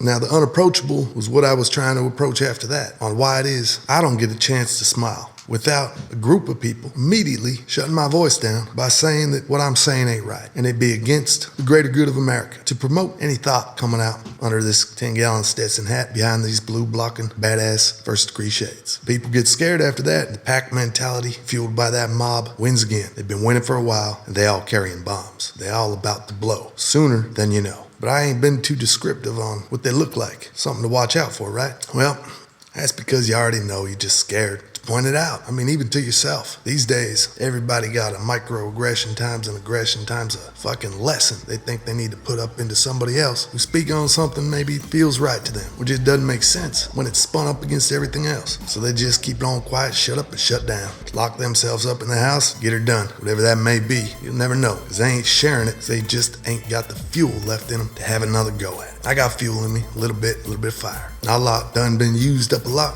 Doing the same thing, shut my mouth. Not any longer though, because them bombs is coming and I ain't one to let them get me with the blow. First and foremost, these terrorists strapped up with the bomb vests full of synthetic lies, wrapped up around a det cord style fuse that is made up with bullshit and need of purpose and anger, twisted together into a distorted thought process that is what they made it out to be for being who they are. People that are overweight, have no self-control, don't know when to say no, and have no understanding on moderation or limits. It's all about excess, and it's all about them. Self-serving, literally and figuratively. They will not help you out, and they never have. Greed, gluttony, and pains in the ass to everyone who's forced to have to live around them is the lives these losers lead. Pathetic and sick in the head and in the public. Their atmosphere is a bubble beyond ours. Gives them more rights to space and air. That's strictly from disgust at anybody who don't share the same lifestyle as these behemoths try to keep all to themselves, overdoing it and giving up. Little babies in big, bulbous bodies, whining and whimpering every time they don't get what they want. And this is to never an end, because they never know how to stop having to want or need, because it's always gonna follow with that tear or spit out the side of the mouth when they gotta speak. Rare as it be, but crying's what it normally sound like. Then coming together is what they figured out, is how to get it all shaped up in their favor. And to get it all, once and for all, from the rest of us who just fighting to stay afloat in this crazy little place called America these days. It's a place where you used to be able to have a voice that might be heard, but people screwed that up. Now the fats, the pork rinds, the atmospheric type individuals that nobody in their right mind wants to even be close to on a plane. And if they do, will have to suffer through stuff coming out their body in every way that you ain't used to and you're not conditioned to understand, because that ain't you. But you have to suck it up. And hopefully it ain't some overseas flight, because you just really suck, and then that's about it, because you can't be speaking up. Strength in numbers, right? Look at America. How many people overweight? That's a lot of numbers. How many overweight people like to sit? Majority of that all them overweight people. So when you on a plane, knowing that you're gonna sit, you outnumbered. No matter how you look at it. It goes hand in hand with laziness. Nobody wants to backtalk or spit shit about their favorite pastime. Lord knows, what if they couldn't be lazy anymore? Add that on top of sitting, you're just gonna have to suck it up for as long as it takes. Remember, the ones that would have had the voice, like maybe yourself, maybe me, been done taken away from us years ago, and every time after, when we was reminded on it the day they handed out them trophies. And that fat fuck was making me want to rewrite out Moby Dick on a plane. He's getting away with all that life. He's spreading out up on that, engulfing my senses. I gotta suck it up. Why is that? Well, you got the majority there, fat fucks. Now given a voice. Put that online, in a place where they can talk, finally come together, them lazy pieces of shit. Before it would have had to require moving, but now it requires them doing what they're best at. And it's made down so easy to do now, you ain't even gotta move your fingers to type on them keyboards, to put messages out. You just gotta fucking talk. You ain't even gotta talk good at that. Country cowpokes still get the fucking word across from here to Timbuktu and back again. Even the dumbest, simplest, no-brainer retard now is proficient at everything 5 years ago, maybe 10, he never would have had a chance to do on a computer. Times that by 1 billion, times 10, you got a lot of people connecting up together. Never should have been doing that before, but all doing it now, and that's a big number. Goddamn grammatically degenerate slobs living on emotion and acting of what TV tell them, and doing by what Jesus say, and saying the same thing their pa did, gave down to them, and dying 2 blocks away from where they growed up. They ain't never been further out than the neighborhood they know, and being remembered by not a goddamn person except for the one they put below them, who says they learned everything they do from their pa and Jesus and all that other bullshit. Just stuck in the mud watching the TV, watching the cars go by around the circle, filling up the couch. Just another potato that should have never been heard outside of the one below him. We're gonna say he got it from him, but somebody listening just like him, the next neighborhood over. The one over there got that voice too. They all hearing the same shit, which is just the same thing they all think. Until somebody come in there a little smarter than one of them that could use a computer before, that made it so easy. One that knew a little know-how about this and that in terms of people, what you gotta do to be the follower or the one that know how to lead. A person like that come in there, see these groups, you make some power plays with that, real fucking easy. And you embed yourself in as a like-minded person, no different than the rest, except for a couple ideas strategically placed out there in a way that everybody got that epiphany at the same time, because it's like Inception on how masterfully it was crafted on it from this person. Now all these fat, know-nothing lunkheads, lazy, dumb, no-minded, past simple and useless, past what tool they'd best mimic in the job that is whatever they will do for the rest of their life. Compile. That's an army of Americans. That is the majority of America. Now they together. All you gotta do is pull them strings and jack that mouth open to whatever you want them to say. Watch them bark. Now, there's a lot of people barking. Somebody gonna have to start listening. Look at America now. Cool to be fat. Can't say shit. Can't say nothing. Anything against a fat person? Nah, that's not gonna be standard for it. Dumb person? I'm talking all the way down to retard short bus kind. Big head, huge cock, all that shit. Be able to have his beat off time in the middle of the day reserved. With no one to give him anything. No guff, tough, or nothing past. That's Robbie's beat off time. Let him be in the van. It's all good. Can't even call him a tard no more. Alright? Well, then there's a women. Fat women with the voice. There's a separation there. There's fat women with the voice. The ones that are still out there in the public eye, or tried to be. Fat, I'm talking a little bit of rotundness on them. Ugly. Just ones that don't look right. And mainly that's fat women. I mean, that's mainly. Or, well, yeah, just the ones that are fucked from birth. That weird face. Just the cunty way about them. Like a Cro-Magnon type of female that you can't tell the difference between that and a bull dyke. Y'all know no bull dyke ain't no female. That shit a class of its own. These about in that class, but they don't want to be. You wouldn't know it from how angry they look all the time and the weight that protrudes off of them in so many different ways. It's hard to fend off because the anger that follows, the seething just aura that comes off their monotone and serious way about how they put themselves out there, it don't make anybody want to smile, and it never has, never will. Frankly, when we see a person like this, that is anybody who's not one, our day goes from swell dog diggity to fuck this shit again. The fuck am I gonna do? I can't, and I just don't have the time for this. So you get them in, shuffle them out as fast as you can with no false bravado, because nobody wants to leave one of them with the idea that there should be another interaction between you and them. It's a one-time, unlucky day for me only moment here, and it hopefully will never happen again. Odds are not with you, not after how I leave you. The same impression you leaving on me. Sometimes that slips up though. Fuck. I feel sorry for them. They in for a world of hurt. Most of the time though, it's done in a serious manner. Whatever it is gotta be shuffled through, get shuffled through. There is no smiling. There is no Me Too moments from any of these girls. Nothing. It's just more like a bland communist style way of looking at connections and the way we do them, how our interpersonal style can be guided by more than just what we got in our pants. Now it does some good, it keeps it going in a linear fashion with nothing much evolving or changing or having a chance to, in terms of people's will to blend and merge with another, like hibiscus blended apple tea into something beautiful. These people were left where they started and dead alone if they keep it up, and they always do, because there ain't no reason for them to have a good, different kind of day sparking up where the sun's shining on their face. And the reason for them to smile might be that day and go out and change who they are. Instead, they're just more negative because they fat, overweight, ugly, all that shit. The world treats them alike. We don't want nothing to do with them. So look at the world, the way they see it is the way they see it, but it ain't the way it is. The way it is ain't like that, except if you look like that and act like that, then you deserve that, and that's what you're gonna get. That ain't a lot of people, but it's enough people. They got a group too. That group got a lot of power, because they packed up in everybody in that group. All them stragglers behind that were a minority in something or other or whatever, they jam-packed them all together, and now all of them got a voice. All of them. One that heard around the world, one that you can't shut up, and one that's in power now, one that's knocking off the ones that were in place with new ones of their choosing, and about to set some new guidelines, standards, and laws on how the rest of us are needing to get to doing. And that's going to be changing, they say. We've been doing them wrong, and everybody agreeing, shutting up and not saying it. Just going on home, doing what they got to do to get it done, waking up the next day. Lord help me, we're doing it all over again. Our numbers is more everyone for themselves kind of numbers. It's how we've known life to lead up until this point. That's for myself. That's for people like me. That's for, well, everybody up to this point before the groups, and the way the connections started them groups. Made the impossible possible through a fucking piece of shit that's cogging up the block, cogged shit in the machine of life, making it all act woozy and dry and fucked up like a piece of shit. Only the strong survive? I think not. That's how it used to be, one for all.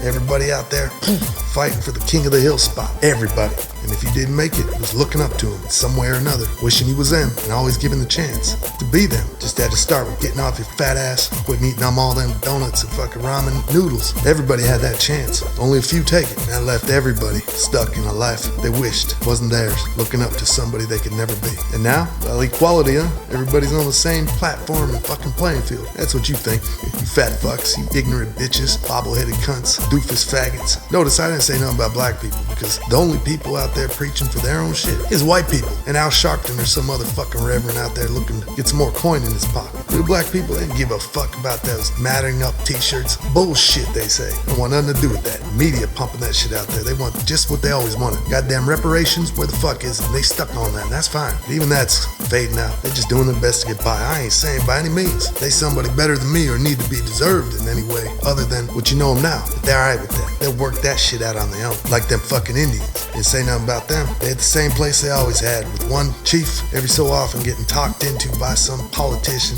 trying to ride the coattails up on them tomahawk chuckers all the way to a place of office. Last of Mohicans was the last thing good come out of them firewater guzzlers. After that, I mean really, until you get another Daniel Day-Lewis to step out and act up the part, just go back to your holes, be drunk to the end of your time. Nobody cares. That's the truth. I mean, like your casinos, unless it was Mohegan's son out there, that's a beast. That shit'll end too, though. And basically, them whites just playing Indian to get the extra coin and the rights on the land. So I can't blame them. Do what you can. They ain't bugging. Same with Mexicans. They ain't bugging either. Unless you a fat, plump, fucking fake Mexican, gringo or some shit, using that bullshit fucking fliction in your voice to act like you are this year's version of what the 90s would portray a gangster Mexican to be like, Holmes, varios locos forever and fucking shit. With only one thing bad to say, just fuck Trump, Trump. You got an agenda, bitch. Shut your ass up. Quit embodying the stereotypical fat, plump Mexican woman that y'all are, with no brain, just a bunch of beliefs set forth by men under the guidance of some bullshit saint of the big week, whatever, keeps y'all in the house cooking chorizo and sucking it after. Nah, I ain't no real Mexican. Give a fuck about all that shit. Fucking, they ain't out there grandstanding, so I ain't saying nothing about them. That bitch did go up in the cunt section back when the angry ones and the fat ones. Now she got the voice, the foreign ones too, but she just all lumped up with the fat ones together. All the same, there is no color around that equality. Pile of potluck, hello-y pussy, pitiful persuasion, and passionate only about donuts and fucking doing nothing, pieces of shit, being heard. I didn't say nothing about, I didn't say nothing about a lot of things. Who I did say something about was the dumb people, the fat people, the angry people, and the faggots. But not really the normal faggots, just the ones that want to put themselves out there, the new age faggots. The millennial faggots or generation, whatever fucking generation that is now. The ones out there trying to make a coin off playing that part and using it to their own advantage. Now they can get gone like Matthew Shepard got gone. I give a shit. They ain't faggots, they just the same. Fat, greedy, evil, angry people. Put them into there. Self-serving? Yeah. Righteous indignation? I'd say suck my dick, but y'all take it literally. So go eat a pussy. Pillowy one, fat fuck. Anyhow, that's a disease amongst a world that got enough of them already. So, this is what it bees and what it goes and where it is. How it stands? Well, I couldn't tell you. I'm sitting back chilling, got my boots on, got my Stetson rocking. That's all that really mattered to me. A little sarsaparilla later on tonight. It's too early in the day. This Aquafina sparkling water with the mango kick. I do dig it. That ain't a plug. That's just telling the truth on the raw sheet feel on what I do and how I live.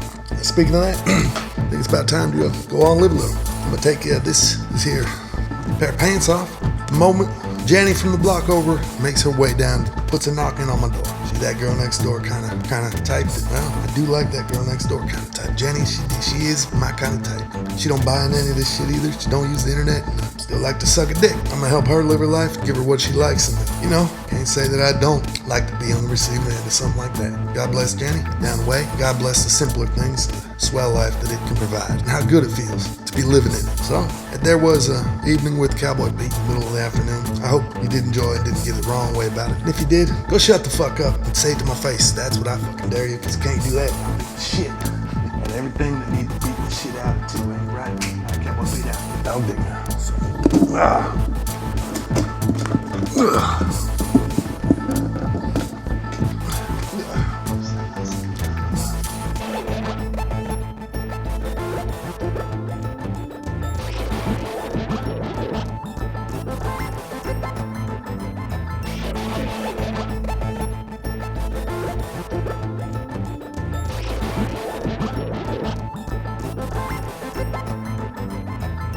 Get me riled up. Go on, get it and try it. Said, get it, boy. Fucking rile me up. I'll show you.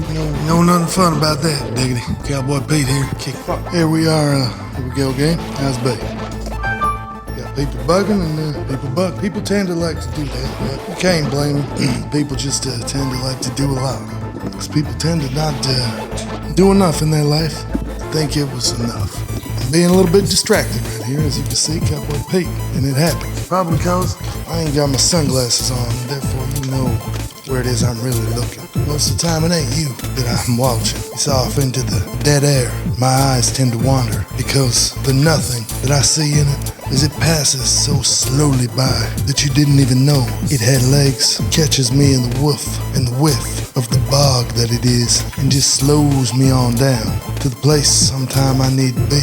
Find my own little reclining rocking chair within that nestled, reused breath of life that makes up this room.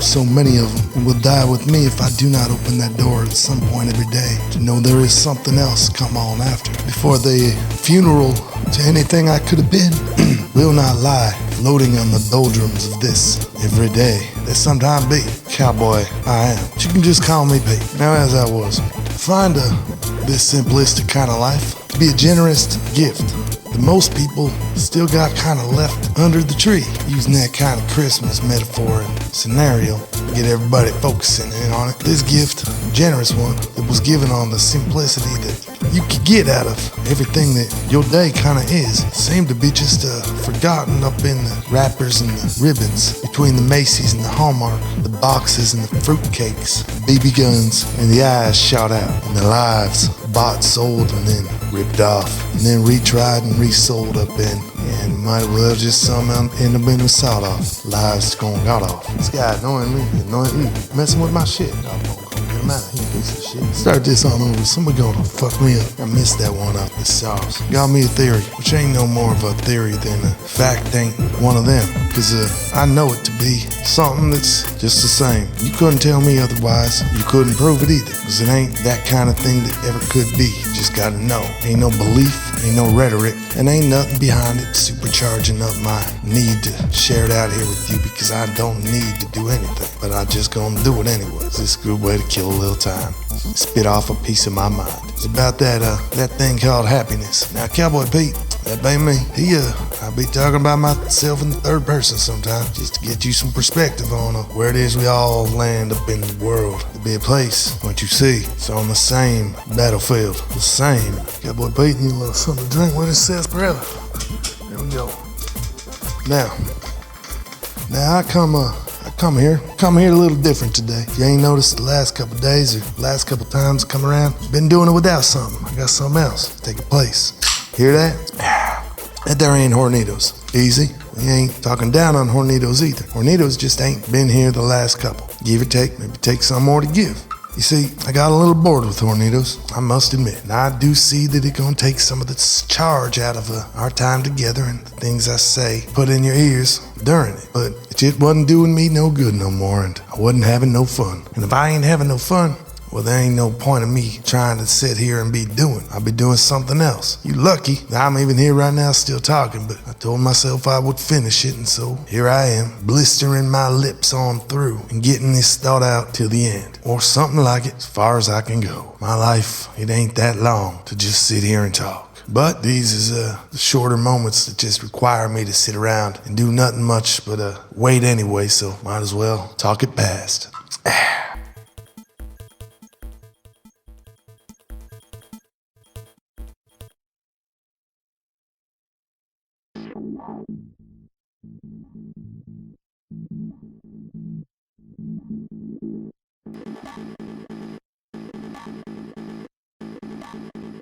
You think you want $1 million? Think you want to be rich? You want to be like Cowboy Pete? Well, don't we all? I don't blame you on, I just don't blame people, but I think you kind of square and misguided to want any of them, or just got a devilish future ahead of you and you're looking for the quickest way to find that beast and embody it, to bring it out the shadows, creeping out that closet and show itself as the behemoth of disrespect and glutton deviance. The truth of that always changes, takes out the who of what you really is. How about that? quiet, huh? That you? See, I hope not. I mean, it lie there somewhere in you. You got a driving purpose up in there, but as it doing most, the purpose ain't for that to come on out and show everybody how bad it really is. Because we all got that killing in us. We all know that somewhere. It's just kind of like a mutual agreement. Think of your own little doomsday clock ticking, but it never ain't gonna talk all the way. Just the same as North Korea and USA. Just like you and everybody else. We all are different countries with nuclear weapons. But don't nobody really want to whip them out. We do got them though. They're there, ready at any possible to do what they been going down to and lying dormant up in you for. Nobody want to use it and get to doing on it though, except for a few. Is that you? I think not. So don't you think you need to be something else aside from a millionaire with $1 million just to do what? It's the first and truest path that gonna take you on. Ain't one that gonna be next to the reverend or the shepherd or the truth or whatever. Be a lot more of that. Fuck it. It's what you gonna do, that path, till you kick the bucket. Nah, fuck it off. Forget about your ass. Cause you're sick, you was deranged and led wrong. Wanting to be that bucket. Quick fast on millionaire. In a land like this today, that only leads you one end, and that is too much excess. And the next is always better than the one before. Kind of days. You got unlimited ones. Fuck is this package? Piece of shit. Back my motherfucking package. That package these UPAs. What you be at them? Come on out there and get your again. Ran packed out for delivery today. We scheduled till next day. Save it the fuck you back. This next scan 8:49 a.m. Should been around at that time. Fuck yes. Where the fuck that? I'm on my phone. I don't want to change no looks. Here be a couple secret from a man been done had. Someone think he just want run some of that wrong shit. Believe me, you wouldn't know if you been undone had. Trust me, I tell you about this shit. Need a filter to stabilize most people's lives. Most people's lives ain't got no stability. Most people's lives ain't got no stability. Or maybe if they got something, they ain't got something enough. Need to filter that shit. That's what you want to do. Not this parallel reality shoo hog hash. Hell dog dignity. Pieces of shit. I came down and fair so well. Well, don't know need no introduction. Y'all know my name. Fair so well don't know me. You know, I notice more and more this is all some bullshit. We buying it. I can't help but see more and more of the bullshit. Can't help but see. Can't help but see. Can't help but do.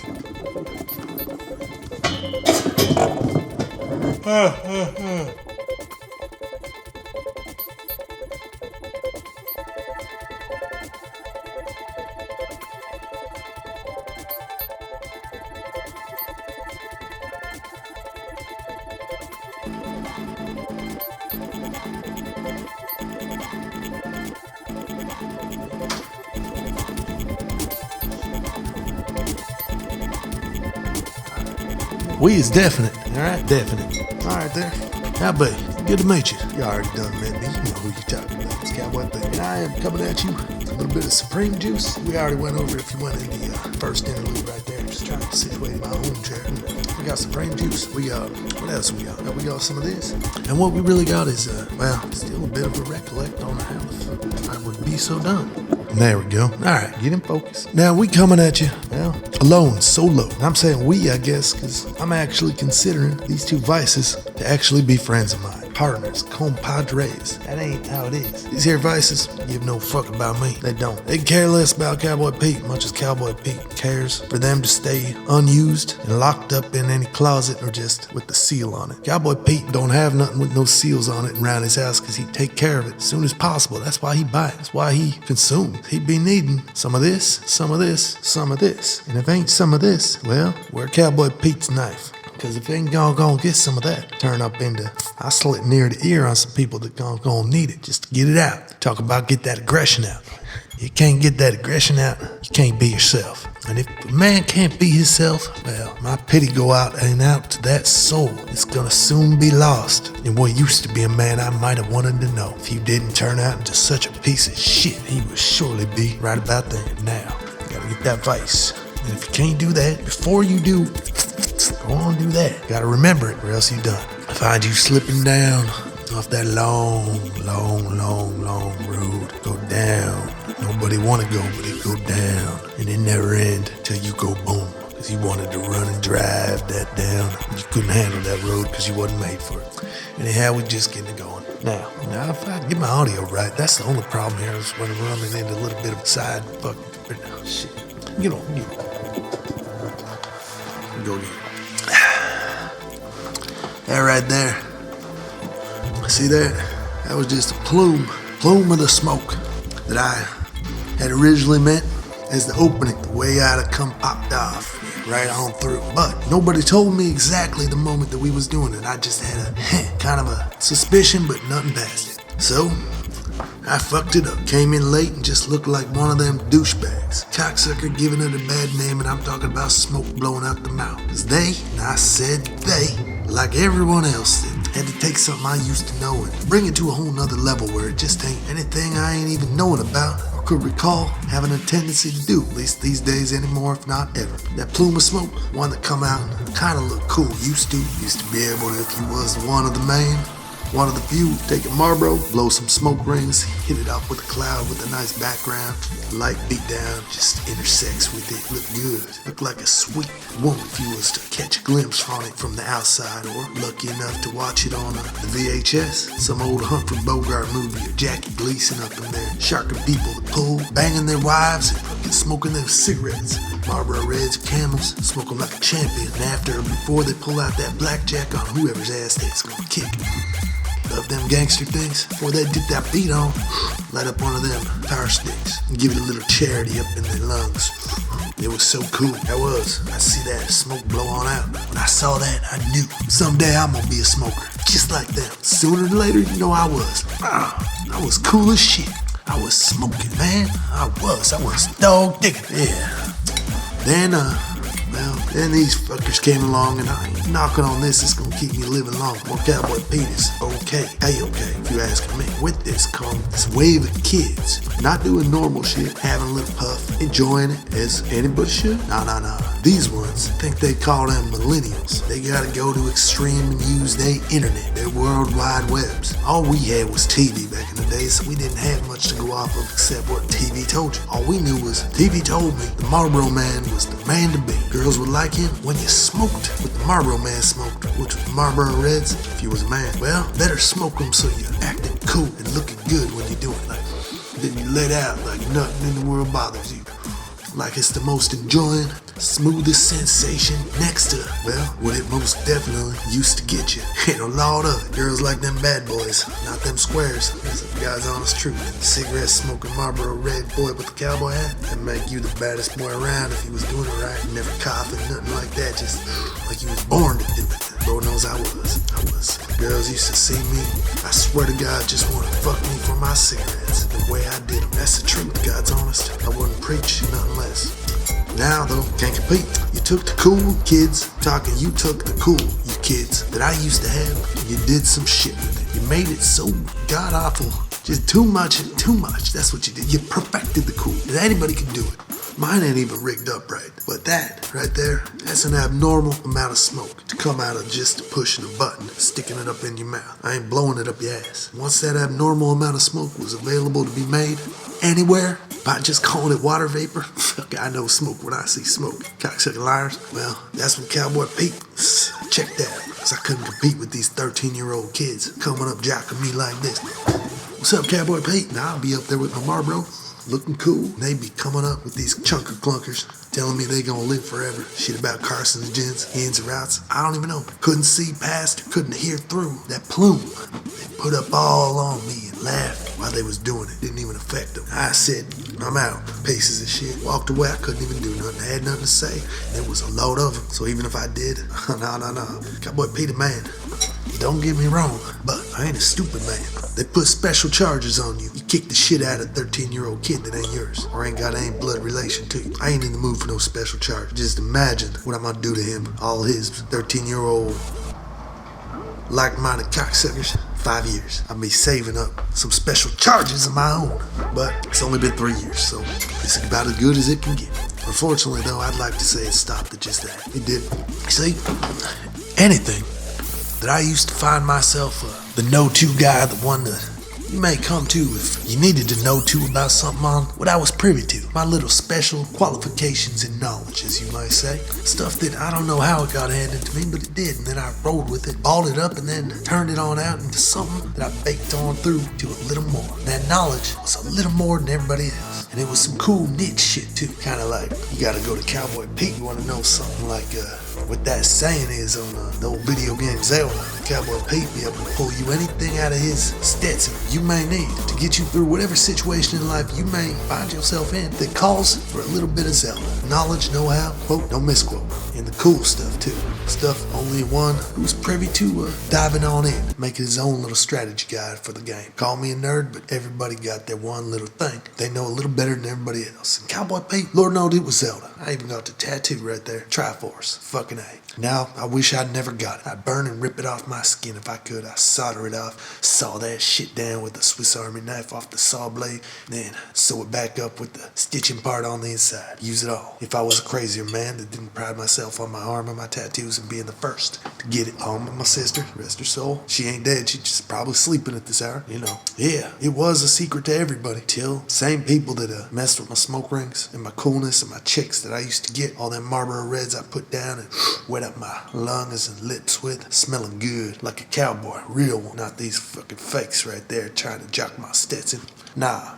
Yeah, they did it to the games and like a virus. They did it to everything else and fucking made it all in on t-shirts. On t-shirts within t-shirts. On cups and mugs. Kinda dry to cold drink your wine. Gonna have you quote something from that Zelda I used to like. Shit that nobody used to know. Everybody gonna know it now, and they do. They fucking do. And you know what? Fuck them, pieces of shit. Cause, yeah, fuck them.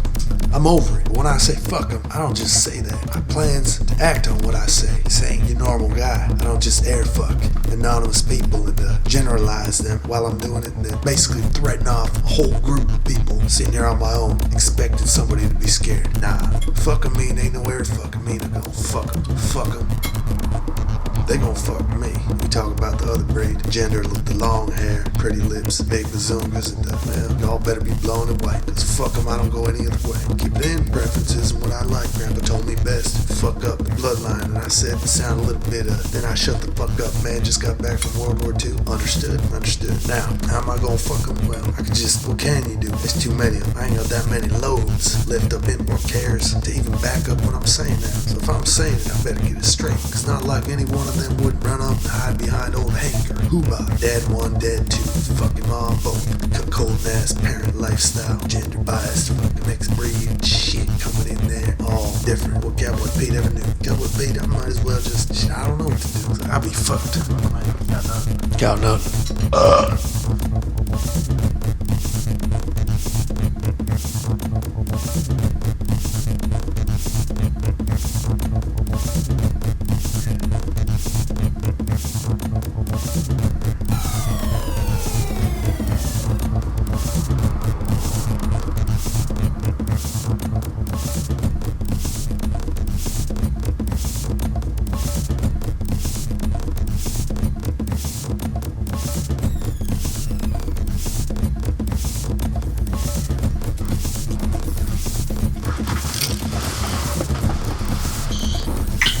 You know, this is a strange thing. It be, but I ain't one to, I ain't gonna question it too much. But it's just to be a strange thing is what I'm saying. And it be, you know? It be, well, I don't even know, maybe it's just a thing. Maybe it's just I need to wrap my head around something else for now. Cause I'm wasting too much time here on recollecting, recalling, and everything in between. What's wrong with me anyway? Don't do no good trying to hold my tongue if everybody else ain't trying to hold theirs. I can't be out here on my own, just a voice, cause I can't use my fists no more, cause I done ruined that shot. Last time I took a shot at somebody, and they proved everything I thought I wished I didn't know. I'm out here alone. People you don't come up with, ones I used to know, they fucking married. They married, and I ain't talking to them whatever, but know how I know that? I can't get away from that Facebook shit. Fucking virus that spread upon it and revealed the truth about everybody along the way. I'd say after it was done, it ain't even just begun. It showed though who people really was and who people wasn't. There a few came up, stuck up out that, really proved themselves as a unique individual or someone free thinker. Man could critically think his way through a piece of life without wallowing in it and then looking for some sort of feel-good reaction. Some fucking quote been done quoted 8 billion times before with a picture, nice little calm lake on the background or whatever else. You know, you're gonna find it at the decor that a hospital would choose to put on their walls. Don't believe me, look at a hospital wall and you're gonna see a bunch of pictures of lakes, still water, bullshit quotes, do better, all just lies. Fucking A, people buy it though. Shit, hospital knew what they was doing. Spirits up. You gotta fix people if people fixing themselves without even knowing it, but you still take that check. Cha-ching. Nah, the internet, yeah, people fucking getting sicker off that. You're not getting fixed. They're just exploiting who they really are. Nobody to say anything because it'd be wrong. And why it'd be wrong? Well, I don't fucking know. Somebody's saying it's wrong and then there's somebody controlling that right and wrong, pulling them strings. I just seen a string pulled and it's being pulled right now. Tell you the truth. If you look, you'll see them everywhere. Thing is, who's really pulling them strings? Because when I seen a social networking app where you can find you a piece of tail, bucket, or a mouth to use, you know, if you like, I jumped on that. You know, I was using that Bumble thing like that B. Fucking hate that name. XXXXX. Girlfriend used to call me that. Must be a chick thing. I still don't get it, but I used their service as it was free and chicks like chick things, so we got on it. Didn't know it was ran by a chick. Actually, I fucking kind of did. I read that shit. It just pops up in my Google. And started hearing things about how she wants to create a safer, equal habitat system for all her users and her females on there. Now I wanted to throw a brick at her thick, dense fucking head. Peanut-like looking that it is. Right when I saw that, and that's all I need to see to know that girl. I said, who the fuck do you think you is? Who the fuck dangerous to you? And who the fuck dangerous to a bunch of women when they trying to find love? And if that fuck shows himself or herself, or both like lesbian, just the same, guess what? That fuck, dangerous as they may be, they all get sent off on to jail or killed by somebody like me, because I don't like dangerous fucks around women that I love, people that I know. And other people like me, they think the same way. Don't tolerate dangerous fucks. So real dangerous fuck, he got to go. And nature done weed that him out himself, but at least he got a place to show himself, and now he don't. Now he's shying away like a possum, and all you got is yesterday's trash. Some internet whores out there with a fake picture of their bobblehead, meant to believe there's something more than they're not. Nothing against them, it's just you just a piece of the part of that bullshit pulling strings to bring up a false idea that one could get of themselves. Your pussy ain't God's end all be all. I'm talking to all y'all. His hand mixed with a little lubrication of the right amount and stature do much better. His pornography is all over. Much better than the hass and the sass that it be with most y'all till you find that love in the right one. Unfortunately, being the danger be my middle name because guess what? All my life girls been riding on me because of it, because it's the bad guy kind of way about. It's all I got, you dumb fucking cluckhead.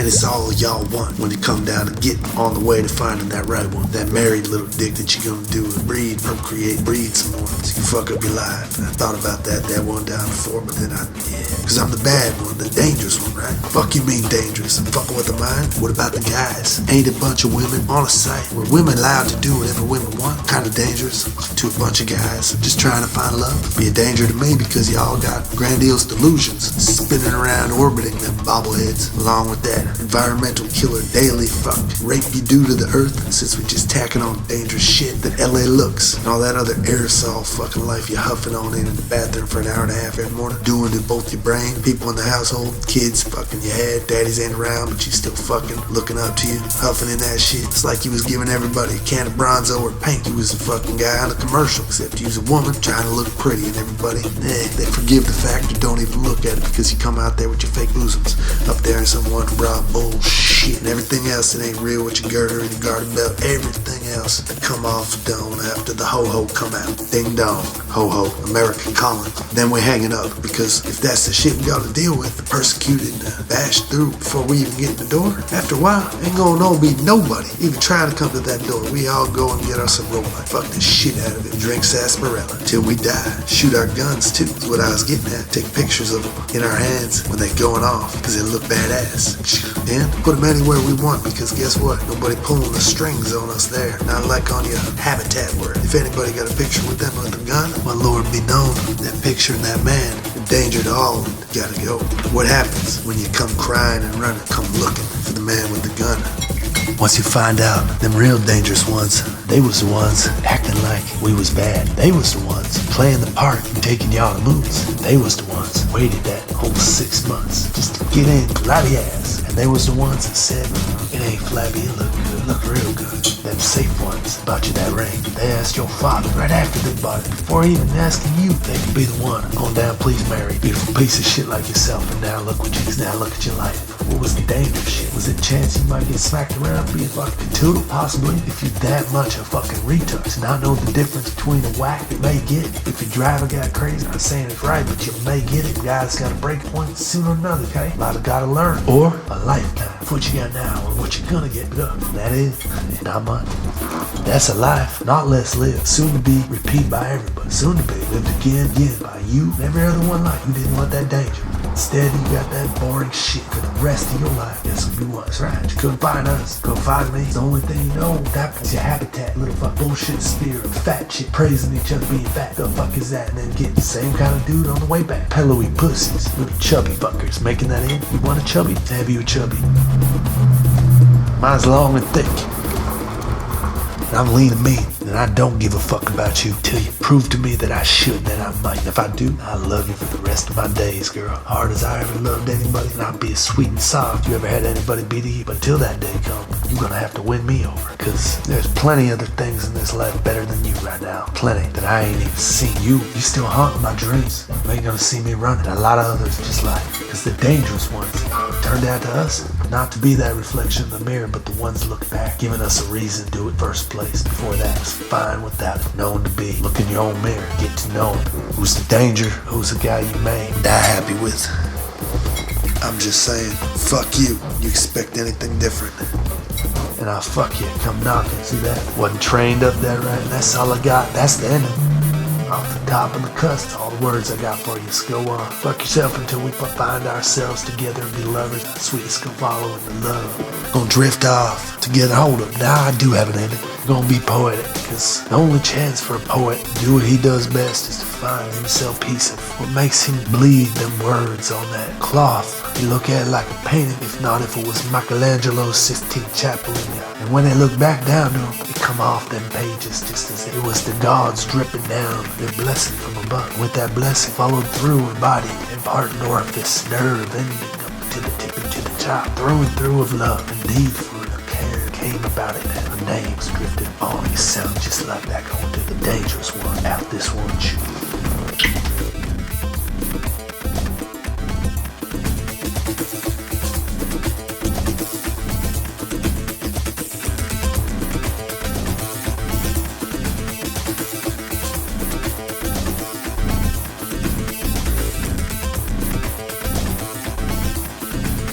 All you gotta do is just listen, just keep looking like that. It's not like I fucking need this thing, it's just I don't want to be fucking dressed up. It makes no sense to piece of shit. So at least I got something. So I got one more than that. Proving to myself I can family. Jesus and shit, that's all that really matters. Make them all.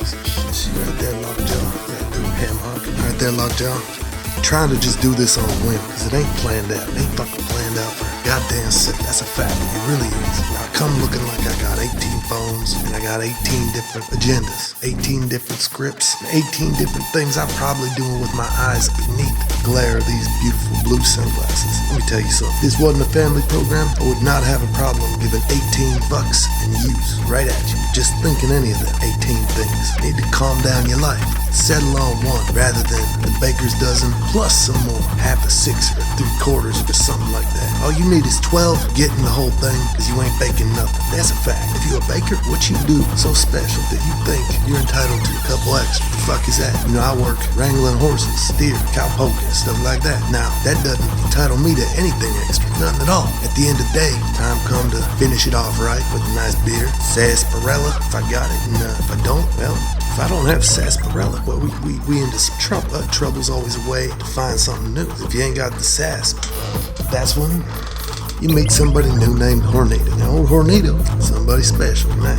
Initially, I was a little troubled by it, inviting this Respirado Azul from Suazé, Mexico, to the place. I eat the same amount of meat as everybody else, even though I'm the one ripping the steer and poking the cow and wrangling them up. I ain't the type to think that entitles me to anything more than an honest day's work, but a paycheck go with it. That's it. That's what I signed on for, and that's what I do. Life's pretty much mapped out. No extra little bonuses. Been the same as long as I can remember. Bonuses, I always seen them as a way to weed out the faggots in the world. You can always do it one at a time, one bonus. Because every bonus, somebody up cup chucks around and feels they need all of a sudden. For doing the same amount of everything that they did once they started at the joint. Well, that person gonna need a check. Or that person, he just a faggot. He about to get weeded out whether he knows it or not. Because it's what comes in your brain that pollutes it to the point that it becomes something that no longer just is a hope and a dream and a what if and a coulda, or something just laying dormant or not even existed like it be in my head. No, it's acted on and it's reveled upon, and then it starts to spread like a virus. Because everybody want a handout. Everybody want an excuse. Everybody want an easy life. Nobody want to do any extra to get any of it. They just gonna want it nonetheless though. Give them the chance, they take it. They ain't gonna look back except when they're yelling while blowing that dust in your face as they're driving that new Ferrari cop from a bonus, and you still stuck out there with a Dodge Durango 1994 brand. Aqua Blue with the light white trim. Used to be cherry, but now it's just been, well, it was built tough. Fuck a Ford, pardon my language, Dodge built them tougher. It's a 94, that truck's still running strong. 460,000 miles. Don't go like it used to, but I don't go like I used to when it was 1994. Boy, to call me a spring chicken back then. Now, well, now I like to take Rhino 9000. I get up with the 5 and dime up there. Andy keeps them stocked up in there still with the connection he got on white crosses and yellow stackers. Just an addiction. Something I ain't been able to kick since the 90s. That ephedrine in there just keep me going. Keep me lean and mean too. I keep trim with it. Always have a nice sweat going on, a perspiring film over my body, which is good. Stay glistening. In case I ever get in a boxing match, I slide right out like butter on. Work as the lubrication also. I ain't gotta do much to shave. Already got the sweat coming on top of what it do in Texas. Come the summer or anytime when you out there and roping them steeds and cattles, well, kind of work as a purification system also to my body. That mixed with Hornitos or sarsaparilla. Like I said, no sarsaparilla around, but mix it with that and then you got something special. Damn right. You see that? Damn right. And something special is good because I work for that and I feel happy when my work do work out and it all come together. Just that right order to give me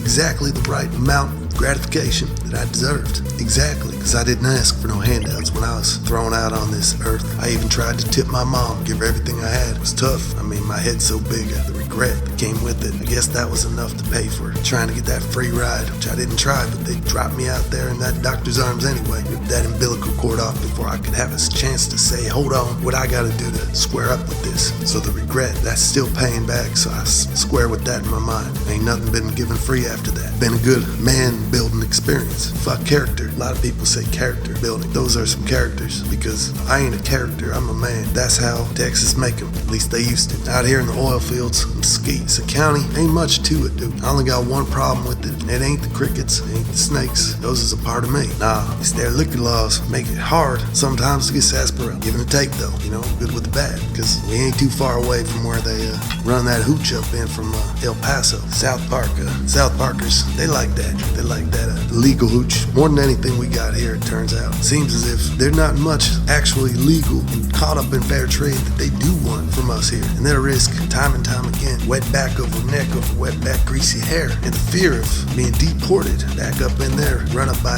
ice, wrangled up, wrestled like I do a cowpoke in a roadie, thrown back across that Mojave Desert, hot sand, dry agua, and too much air to burn your mouth, to worry about them snakes getting you after the crickets drive you crazy, just so the cartel can have their way with your family, starting with your wife, your boy, down the line till you've seen it all, and then they take you in an alley, let you meet the machete, doused in gasoline. It's the new one. I hear that's bringing out the fear of God.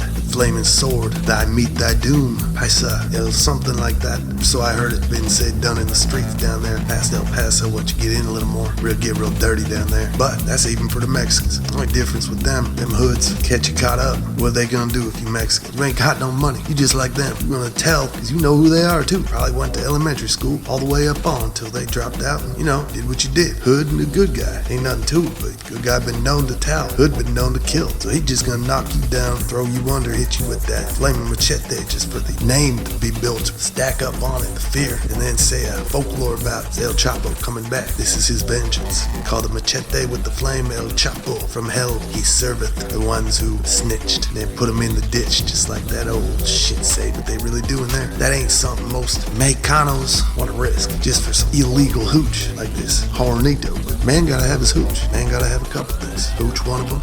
And back to what we was ticking them out on the beginning, I'm talking about TikTok. Hooch is also one of them. You're not always gonna be offered glass or a pour or a tug or a pull like I do. The same as I lend my hand to anyone in need. If they so desire to take it, be it up to them. Because the hooch, hornito, make a demon out of a man, and I can't be the one responsible for the demon. I done seen it happen too many times before, and I done seen it in my visions too many times again. I ain't gonna have it in my real world, not unless it's in the mirror, cause I can contain that demon. That demon, he need to come out, or else he just gonna get stocked up day after day. The anger within him will build, it will grow to a point you'd think something reminiscent of the Manhattan Project. You could have seen best description I could paint out what would be going on within me if that demon don't get a chance to spread its legs, wings, and fly fucking kill a little bit. Spread the seed, do the deed, then come back in smiling, making me get a moment. Every man need them. Demon just help take less work. Inhibitions thrown out the window. Why you think how I was talking about mesquite, the liquor laws, and then the Mexicans having to run that legal hooch down across around through up in El Paso to the Route 23 and down to the dirt cobble. Said fucking Border Patrol always fuck with you around there. Even if they ain't gotta stop, they still stopping Mexicans. They ain't stopping me. They say, hey, Cowboy Peet, how the fuck you doing? When I drop by, and that's if I stop. But the only reason I stop, maybe I gotta yank my noodle out my pants and take whiz.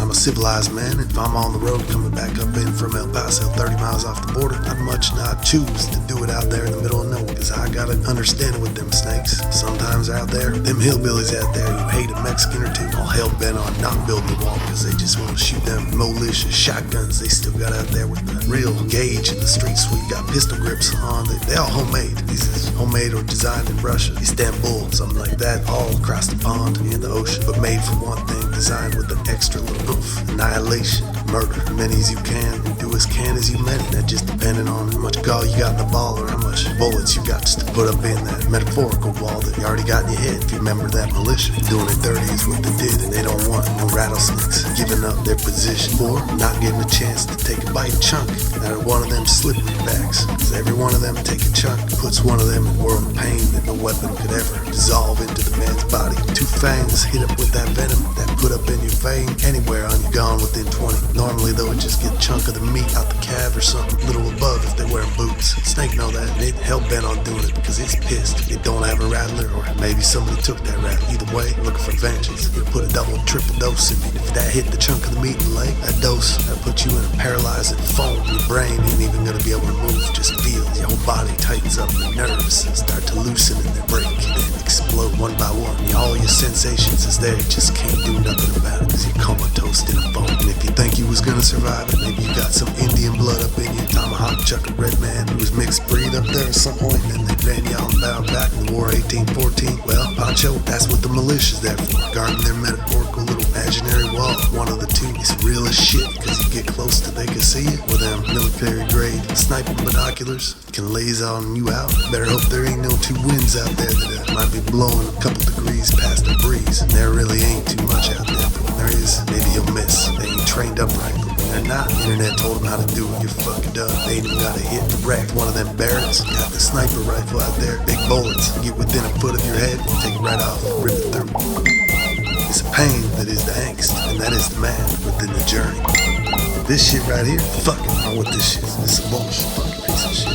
Fucking Supreme, who the fuck is this? It's about my brother, he fucking cowpoke really piece of shit. Who the fuck is this? Oh, that is fucking good. That is fucking good. Shit out there, Supreme cast. Damn, that's good. Where was we at? We was just getting up on who it was and the terror that it came into on the things that you can expect more than none, less than other. You can count on me for, and that be me lending a hand when you need a hand. But you can't count on me for all the time, hornitos, because nobody need this addiction until they need it. If you need it, then you ain't one that should be coming up to me asking for handouts, pieces of my hornitos, because you're gonna know that'll come back full circle. And if you ain't got the same thing when I come expecting on my do's and propers and drops and pulls, Then, boy, we got us a match going on. Better know how to draw. I don't use guns, I use fists. Dukes. Like John Wayne, I put them both up. I don't fight square like they did. I fight like Tito Ortiz did in his prime. I will fuck you up like a Mexican cannibal coming out of Venice Beach. That's a whole nother breed person. More like dog and animal. So I dare you, and I test you. Mess with my hornito, I pull, see where it takes you. That being said, half and half though. You know, sometimes I give, sometimes I take. And the other part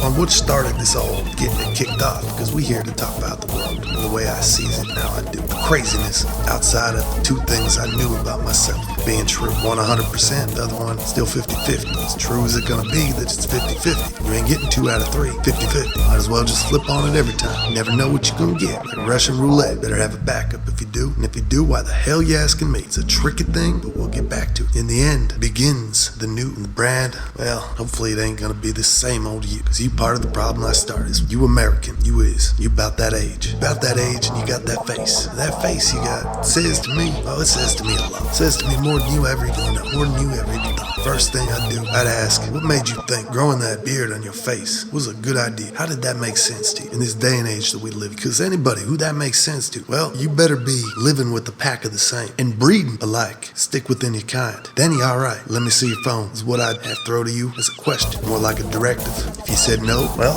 what happens when there's a problem with horny? Remember the Dukes? Me and Tito Ortiz. You don't want the Mexican dog hunting you down just because you couldn't come up with the phone. I ain't gonna don't play no bobble with it and mess with your Candy Crush. All I wanna see is let me see your top contacts. Outside of the family, let me see. Alright, now when you show me that, I'd wanna punch you in the face 15 times just for knowing people that look like this. But I'm not, because you half are. Half, maybe even more. Look like all you swells. You little rat pack, fucking millennials out there causing a cunt to the world, thinking you're gonna save it right after, not realizing you gotta fuck it along. Do it hard if you wanted to bear with you and say okay, instead of just me too, like all you girls do. Nah, you see, the problem with these pictures of friends is it's going against what I said about that beard. These women don't have beards. They ain't like you. I don't see no hobbits in here or Gerard Depardieu's. So what you doing is how we get it going. Now time.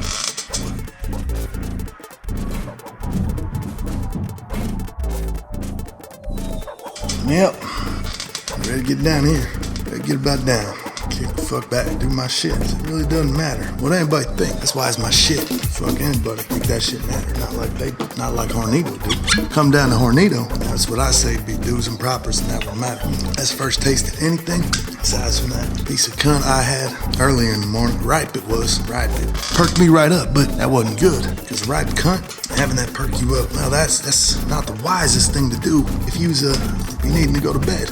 Because early in the morning was pretty late that night for me. I mean, we was dripping into about 5:30. I heard my neighbor, Roscoe. He started his 4-beller out there. Can't miss that. Diesel too. I don't know why Roscoe go through the trouble, but Roscoe do. So being that it's diesel, you gotta plug that banger in. Let her get the charge in there right. Kind of like a Tesla of 1972. Fucking pieces of shit. And you gotta do that for about, 30, 45 minutes. I remember it reminded me of my friend, his dad, when I was growing up, named Davey. Used to do the same thing. And I found it so perplexing that thinking back to Davey and the hour in the morning he used to do it, it was about the same hour in the morning. I was noticing it now, how I always do. That hour that I've been up all night. So it ain't even morning. It's just really, really late at night. And that's the only time I ever heard that purr or hum, as you could say, because it's an ungodly hour. Unless, I say even Cowboy Peet got some zingers, but give you the little brace yourself. Unless that hum coming from her. You get a hummer. You know what I'm saying? How we do it in Texas. You got a mouthful like Cowboy Peet. Except I got nutrients beyond the protein in me. Can't lower down eat myself anyway. I have to go off and chop my own fucking throat, cut it ear to ear if it did. So I don't take a liking to cannibals. I don't. Cannibals is I think it's a Liberian kind of a epidemic now, but sometimes in America we even had not too far back either. And there was one, I believe, a folk down in Georgia. Now, actually Georgia. He'd have been eating for like 30 years. But for some reason I think that was a different Georgia, because I heard there was a big war there also with the Russians. And I've been down through there, Savannah. I mean, a little after, I didn't see nothing. No torns or no warns, nothing. Just looked like Georgia. Still got the peaches and everything. You see, first thing they'd have got is peaches.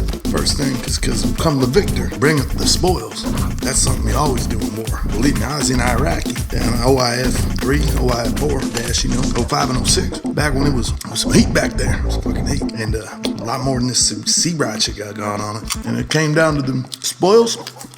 Well, we weren't quite victors yet, but hell no, you wouldn't be able to tell us that, because the spoils came with whatever we saw that looked like we could get away with. We was spoiling ourselves with it, take it. It'd be real easy too. Just give an Iraqi a glare when you pulling them over for no goddamn reason at all, except you gotta take a piss. So you just pull over the first person you see, say, "Hey, Sergeant, think that motherfucker look like an IED maker. Let's get him." Sergeant ain't gonna question you. Gonna get your team leader. Team 1, go up around that IED making Haji cocksucker up. We can't understand what Haji say anyway.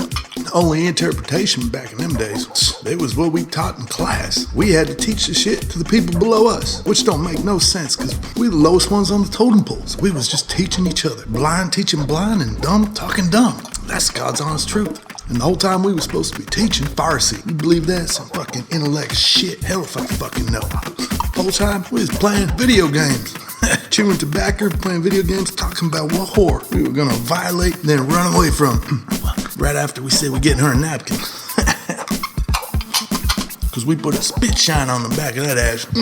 Blind booty. That's it though. That is it. Nah, man. Spoils is meant to be worn and torn. Coming back around the circle, we went off and trailed about. We wouldn't know no Farsi. Arabic, suck my Arabic. Living at the time dick, shriveled up and sandy as it was back in them days, always thirsty and shit. Don't worry, I hydrated now, but thirsty then. Different me. Wasn't no need to procreate. Body knows that, just like in jail. It ain't the saltpeter, it's the fucking libido. No reason to get hyperactive when all it's doing be hurting around a bunch of other hyperactive men. My libido don't want that, but believe me, there was a lot of other men. Hey, it was real hyperactive around me. I said, I'll do you just as I'm about to get to what we was doing to them Hajis. As we pulled them over and upchucked that shotgun to the dome and say, now here's where I'll do a pause and you can insert the name of anybody in my life that would fit one of these 2 criteria. Been said to me making an IED to blow me up or my swells. That's 1. 2, you one of them guys got an over hyperactive libido, just me and you in the room. Any of those 2 things, upchuck my motherfucking shotgun. Pardon my French. That's more like pardon my old Negro slang. So pardon my 1920, 23, whenever he was generated. Slave, yeah. Pardon my 1923 slave. I believe that's what it would be. I'll give them credit for inventing the best combination of words I ever heard. But combinations, few and far between, that would differ from the up and the chuck I do with the shotgun to the dome on insert that name here. It would always be the same end and result. A few exceptions, but we're not gonna get in those. Main, almost always result would be the hands go up. Like that. I say close your mouth on some of them, because some of them, you never know when you're gonna let down your guard a bit just so they can bite. You want them to bite because they go right for where it counts. And then from what I hear, and I see it, I guess too, a lot of people, especially up around in California, where there's a lot of them roaming free, protected under laws and shit. Who knows? Some got tit, dick, everything. All got mouth stone, they all can bite. Don't matter if the meth done took teeth, it always got one in there still poking away to bite that. It suck. Then it got you. Been taking down a lot of folks. Just saying. I say close it. And if Haji start talking, I so don't understand you, boy. We was playing video games when we were supposed to be learning your words. This is the shotgun. What you got? Now, we ain't even gonna say that, because he can't understand us either. This ain't like Mexicans in America acting like they don't understand English, but yet somehow run a fully fledged operation, are responsible for new highways coming in. They're the ones backing businesses and landscaping companies worth multi-millions. Tell me you can't speak a lick of shit. This ain't them, though. This is a real deal. It's like a tiger and a baby seal sitting there in the same room trying to discuss the little things in life that really should be discussed. Because if they can't come to some sort of a resolution on it, well, the disgust is going to come disgusting. And then the animal is going to take over. The beast is going to win. Guess who I am when I got that shotgun? Take a wild one while I drink this hornito. Don't think you got jokes. I ain't no frog man. I was the tiger. that seal, he would have been arfing and wishing he was on Pier 39 down in the wharf. Probably would, because then that would have killed 2 birds with the same stone. Got faggots over there, just wait people to come and give him a handout. Looking gawk. Attention, getting seeking mothers. Shoot, nah, they had to come down to only the strong being the ones to survive. The people, if we can't get to talking, well, we got to do something to survive, because I'm a little more logical than going straight to the final result, which is clicking that trigger, that shotgun, and watch it go boom. You hear that thunk thunk come out, that's the last thing you heard. You ain't even gonna hear them clunk clunk on the ground, or me reloading it, because you generally don't have to reload a double barrel that close to somebody's head after it concaves. You got a can of tomatoes everywhere in the opposite direction of me. That's what you gotta look at. If it looked like the whole can, or at least the 1/3 of the can on the ground, you're alright. For some reason you got less than a third though, you may need to one up that again, put another 2 in there and give it the go around. Can't have them suffer undue pain. That ain't proper. You need to familiarize yourself with the JFK magic bullet, not necessarily the bullet, just what happened to JFK's head. When it went back into the left, that skull up just come off like the shotgun. Same motion, except it kept going. Secret Service agent Dean Rochets, he took a piece of that skull, not the bullet. So who's gonna be eating your can of tomatoes is what I'd be looking at him before. Rest of my team, which would be team 2, gets him up and throws that sander over his head, sandbag, put him in the dirt, spit on him and talk trash about how we gonna violate his mother and his sisters. We do know that much in the language. We know that language good. We say that all night. Yeah, that's good. Get them riled up, pee on them and stuff. They can't see, so it ain't gay. I mean, we take turns sometimes. Sometimes we all just let loose, looking the other way, laughing. Anyway, so he's in there, checking that car for some ordnance making materials. Now, if it didn't matter what it was that we found, here's what's gonna happen to that car. I'm gonna tell you now. That car gonna be blown up in a detonation proved all the way up the line by our company commander, because he got word we suspect there was IED making materials in there. Being that we got a mission, hopefully an end to that mission, sometime in the near future, which is chow. That would have been coming, come 3 square day, would have been coming soon, because this has already been eating about an hour of our day, just this bullshit. So, for this mission to end, that car's gotta blow, and it always does. Blows good. And the job well done. Dog diggity, I say. As I'd be heading off, watching that plume dissipate in the air, and either Haji was a piece of that bloom, could see him faded away off the pink that would have contrasted the black and the gray, which mixes with the sand dust, blows into the wind. Pink you can always kind of see a little bit if you're looking just right, and that's what it is. One who might have really been proven to have some ordnance, making some stuff, trying to kill. Ain't even no funeral for you. Nobody even remembered you, because we didn't even know your name, couldn't understand you. You was just another one of them, and we would have been just another team if we were lucky to have us, at the very minimum, car stereo that didn't get blown, along with any other goods, keeps, and whatever would have been in there that looked like they worth a damn. Turns out they wasn't. We just throw them out the window. But generally they was. Wasn't much stuff doing back in those days, so better believe all them Hajis that we confiscated them pictures of their family with. Whenever we was real bored, getting out to doing nothing up there in the sand, fucking pit of boredom that was. We'd all take turns jerking off to your wives, pictures of you had in there. Fucking and even if they was just wearing one of them burkas, we'd imagine what the bitch looked like. Drop the loads on her and then we'd leave her in the sand. Vaya con Dios, what we say. Jose did that, rest in peace. I mean, I think he just said that because that's something that was to say in Spanish. I don't know whether it really translates to anything past nothing.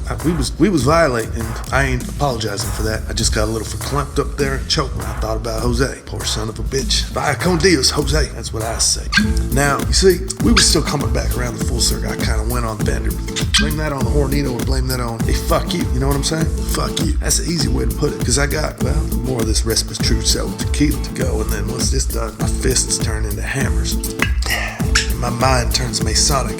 I just gotta start pounding shit. Speaking of that shit, real hot for these shoes at the moment. Fashion choices sometimes I make during the day just to make no more goddamn sense. Why can I take this off too? Not much, you know what I'm saying? Piece of shit. That right there. Get this fucking thing off. There we go. Just kick on back a little bit. Yeah, that's good right there. That's a good little spot like that. As I was, fucking pieces of shit. Now, coming back full circle, I can't even really remember where that circle began. We gotta talk about them war stories. I could sound like one of them nom-cop old folk used to talk to me when I was a young kid growing up. They used to talk the talk at a nom, and I never knew why. I said I'd never do that because of Iraq, but it turns out I just ended up doing it. It was kind of fun talking about that old shit. Fuck. But how'd I mix it in with some faggots up there in West Hollywood trying to suck a dick? How'd they get mixed in with Haji? Is it because I got hate? I can't. I ain't got hate. I got disgust. I got pity. No empathy. I don't know what that's like. Pity, I got a little bit of that. I pity fool whoever tries to do it to me again, because I always do. That's just something I learned off TV. Been taught a lot off that. I really don't even pity the fool. I just like saying it because Mr. T said it. Whatever Mr. T said, god dang it, that's scripture till to this day for me. What Mr. T say?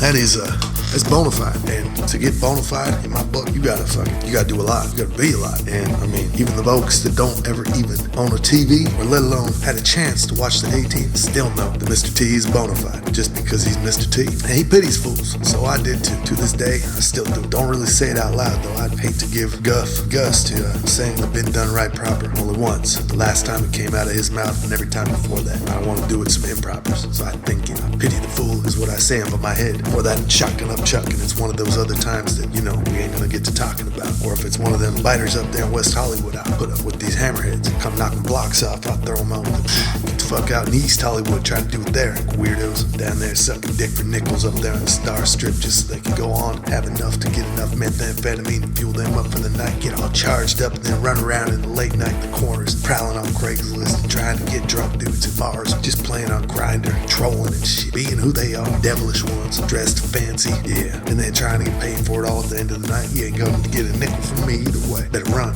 I come, boom, boom, right there, and watch you come gone. But it's the way of the world. So guess what? Being that I'm one that goes with the way of the world, and that's life, generally how I see it. Remember, without the interruptions, it comes down to the tiger and the seal. Tiger versus seal. Seal never win. It's a dog-eat-dog world. Don't let me mix you up, but only the strong survive. Did you follow? Because I am that one. Even them rock brickhead faggots out there in the whatever gym got over there, if you in LA, they done took over it. Now they just look and use the locker room as another place to suck some dick, fucking up your shower. Now you gotta get out of there dirty, pissed because you still gotta stay with the membership because you're under some obligations contractually. Well, I tell them to go bite. I'm talking about the fitness, wherever contractually put you in there because there needs to be a stipulation. It's not gonna get full of rockheads trying to suck it off in the place where your private time comes and you need to get clean or else you stink. You smell like a bum up on their corner. You don't want to be that bum, make too much money, but you also don't want to go broke, being sued possibly for contractual obligations you couldn't meet. But $30 a month, $30 a month ain't to be given away. That's one meal on the Grubhub or the Uber Eats that you can have to put out yourself, which means one less ramen, one less bad moment of suffering through another bite just to stay alive. You won't have to do because you'll have an extra 30 and one more night, at least a month, to have a chance at some prime rib. Don't let them take your prime rib. Be a man, tell them you ain't paying until the dick sucking's fresh, cleaned out of it. And that means nobody with mustaches allowed in. Raleigh fingers, get the fuck out. You a good enough baseball player already. These pot stuckers are ruining your good night, greasing up the wheels with Murray's pomade on the side of that. Make me not even want to use it anymore, so I didn't. I flipped it up to some yellow can other shit till they start catching word on that and start using it. Fucking bullshit. I don't want no association, but association keep on following me. On God's green earth, I don't know how it gets so goddamn turned around. But it'll get turned back full circle, because animalistic is who we are. In society, well, it's just a piece and a part of the place that we're doing it, playing it out with, using it as a tool. That's just backed up on some religious shit. It all started out with the money, because money's the only way to get a little piece of the pie. This was years ago. Way of thinking then, same as way of thinking now. The only time it was different, before fire. Before there was fire, us, great-great-grandfathers, mothers, relatives, we was barely walking upright, if that. There was some that couldn't even do it. Had hair everywhere. We was beasts, literally. But we was a little smarter because we had half a brain up there, if not a maid quarter. We wasn't using 1%. If before there was fire, the only thing on everybody's mind, collectively, all at once, after rape, for the men it was 80%, wake up, who am I gonna rape today? Go do that. And then I guess the rest of it, all after that, until the rape builds up the need to do it again, would be on fire. Because it's fucking cold. Everywhere it's fucking cold. When you're naked and you just got hair, you fucking cold. You want to make some fire. You gonna figure that out. You didn't know it was fire yet. You was just like, I need something. What is this? The only thing that would satisfy that craving, kind of hit two birds with one stone, miraculous as it is. But rape, that would do it. You get warmed up and, you feel better up there. Whatever that fucking Johnson was that you had coming out of there, beast as a beast could ever be. Kind of like what a retards look like now. You ever see them in the bathroom when you're at the grocery store or something, gotta cut a leak. Sometimes you find one of them in there just beating the shit out of it against the wall or something. God damn, calm down, retard. How about I flick you a shiny nickel and go run out and chase my wife with that thing? I might have a good laugh.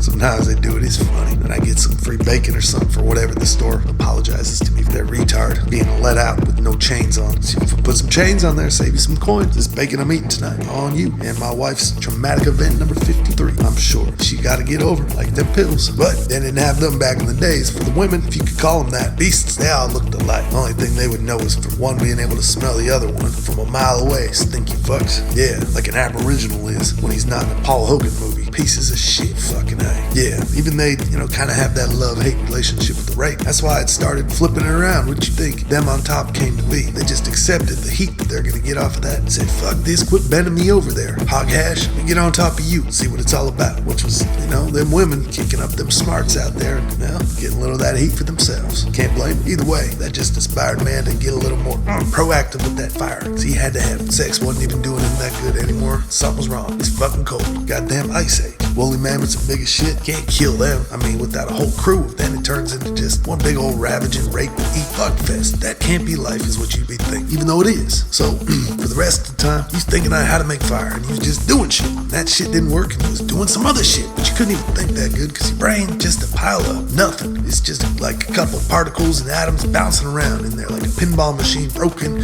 on a moving trip to Juarez, Mexico, down from Washington on Route 66. Fucked up 3-wheel U-Haul, one spare going flat, and there's some rickety cocksucker in there driving it who don't give two noodles about anything past his bottle of sarsaparilla. Nothing wrong with that because I got horny. That's a fucked up brain thinking nothing. Except when it get lucky, one of them pinballs hits a thing that lights something up and fucking A. Be goddamn lucky if it stuck. One day it did. One of them hee-haws looking like a bear, stinking like a horse that just ate a bear that got shot by who even knows? I don't know that smell, but one day came the flame and you couldn't deny it because that whole lot of earth that was in the vicinity of that beast that made that first flame got completely charbroiled from how quick he went up in it, from all that hair on it. Burnt to shit, 3rd degree. Would be on the normal one, he just came out bald looking like Mr. Clean, cold as fuck. Died soon after from frostbite, but at least he got to see his Johnson before he went, which is unlike anybody else up to that time, and gotta give it to him. Died better than everyone else before him. Can't go without seeing what your Johnson looked like. And not that he got credit for it, nobody cared about the flame that he made, because they saw Johnson too. Blown away. They look like that. Shoot, everybody wanted to start seeing what theirs looked like. Didn't know. Alright, then it came this whole thing. Johnson comparing and figuring out how that works. It kind of stopped the need for continuing on with the fire, even though they were still cold as hell, till one figured out, and the Johnson comparing incidences about that fire, and how he remembered when he was hot, the Johnson looked bigger. So in secret, he went to where that first one was that found it, had been charbroiled beyond what a charbroil could ever be, and that's from Burger King or Louisiana Burger called Popeye up down the street. He found a little flint and some rock. He started banging shit together because that's the only thing they knew how to do back then. Kind of like if we found a computer, we would plug it in and start hitting some keys. That was their version of plugging in and hitting keys. They'd find a couple things that looked like they could go together. Flint, rock, fucking A. Start banging that shit. See if it worked. Same as we would be hitting Alt Control Delete, motherfucker. Turn that shit on. And that shit turned on. And then he'd win the Johnson contest 17 years in a row. That selfish bastard, prick, as you could call him with the pun intended, hoarded that heat for 17 years just to win the Johnson contest. For 17 years straight, he'd all of a sudden have to be somewhere before the Johnson contest began. A bunch of cavemen laying up against the wall of a cave, naked as always, but the Johnsons shaved out, burnt, for what they could make and get lucky with over the year. Trying to, they pluck them out, do all that shit. Kind of like the bears, how they shed, rubbing against trees. They do that to the Johnsons. Some figured out they actually get aroused by them trees. First fetish known to man, if you want to call them that. Women liked it though. They didn't mind seeing some of that Johnson. Scared the men though when the women started doing it back. Said, those beasts, what the fuck is going on down there? That look just like my asshole. Some guys realized, they is kind of like assholes and started flipping it around because they too lazy to go get to the rape pile down there with that long-haired beast over there. He had 15 times last Tuesday, so you just call your buddy. Makes sense. Next thing you know, making sense together. And that's how, on year 18, 2 of them Johnson dwellers, participants, they figured they'd kill a little time, while previous 17 years winners in a row, which is a lifetime back in them days, gone to do whatever he needed to do. Very strange. Once you come to think, they didn't think those past then, so they went off to retreat for a little bit of hole number 2, sex on women, but this is just hole number 1 on men, until they figured out about the mouths, but don't get me started. So they went out to retreat. They was hiding ever since back then to now. Everybody trying to always be secret about it with it. From the quest for fire to fucking quest to hide your like for dick. Now it ain't the same. They just flamers sucking. That's the evolution. The fire and the flames from the mouth over your cock. Watch yourself unless you like that. Because they found the man making the fire. He had a good one brewed up there and he had his balls over there and whole Johnson racked up. It was cooking. It really was cooking. They didn't know the heat was so good they'd be around, get a couple degrees, maybe second degrees burns, it'd be worth it. Not charbroiled though. You don't want like that. Those second degrees, he'd come out. He was just in the middle of first. Loved it. Standing right over that flame he had going, pop tooting it up. And those 2 flaming hole number 1ers retreat off and kill some time. They seen this happening. Well, they came up right behind him, didn't say nothing. Just picked up a huge boulder, dropped it on his head as far as they could. throw it as hard as they could throw it, bomb it down. Which incidentally, once everybody heard this shriek of terror from the other one who did, turns out he was the effeminate one and showed through. Because everybody knew now, they just all came down to witness a hate crime. That's what they thought from the brutality that rock to the back of their head did. The man who got the fire. Flame on though, everybody was hot. And any sort of repercussion for killing another member of that tribe, all forgotten. How good it felt to just be warm. They would watch that fire day in and day out. Most wouldn't even leave. You ever heard about Neanderthal was getting fat? This was the beginning of it. They'd have a chunk of that woolly mammoth and just watch that fire burn. Forget about everything else. But after that, the fire and all, the only two things we think about. If I can recall right, mind you, a bit of it trailed off. We're still going around in the circle, if you understand. We're almost all the way back around. But if I recall right, I believe we was talking about after fire, money and power. Was it power and sex, loads and bombs, and cocaine and whores? See, Racha and Hornitos, fucks and use. We're gonna have to get back to that. Fucking Hornitos to be the enemy. Goddamn it, I'm out. Fucking restaurants or bitch. Shit, turn this shit on.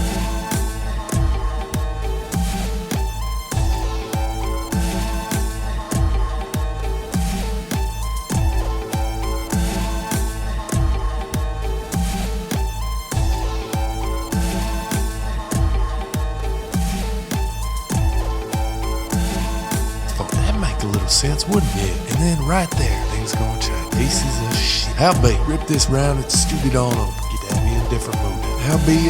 My name Cowboy Peet. Y'all might know me, might not. Did an introduction to myself. Went pretty good, I believe. I mean, everything kinda typically does. When it come out, Cowboy Peet, mouth like God, given to me by my true-born mother. Bore me out her, dropped me off your best place. God could have thought to put green on this earth. Shape it like a whole lot of paradise. Then name it Texas. Sprinkle all them good Georges bushes in there. And, well, got a lot more than that, but don't want to overbear and overwhelm nobody. Think W and Senior, that's saying nothing about this great country of Texas. And the piece of it where I'm at. A skate place that don't like to have any liquor law that make a sense. Pieces of shit, everything hot pocket, dog, and illegal. I can't understand again. I think I can get to a point where I might be able to come to a point that says, I understand why it's so goddamn hard to get a pull sometimes. Mesquite, piece of shit.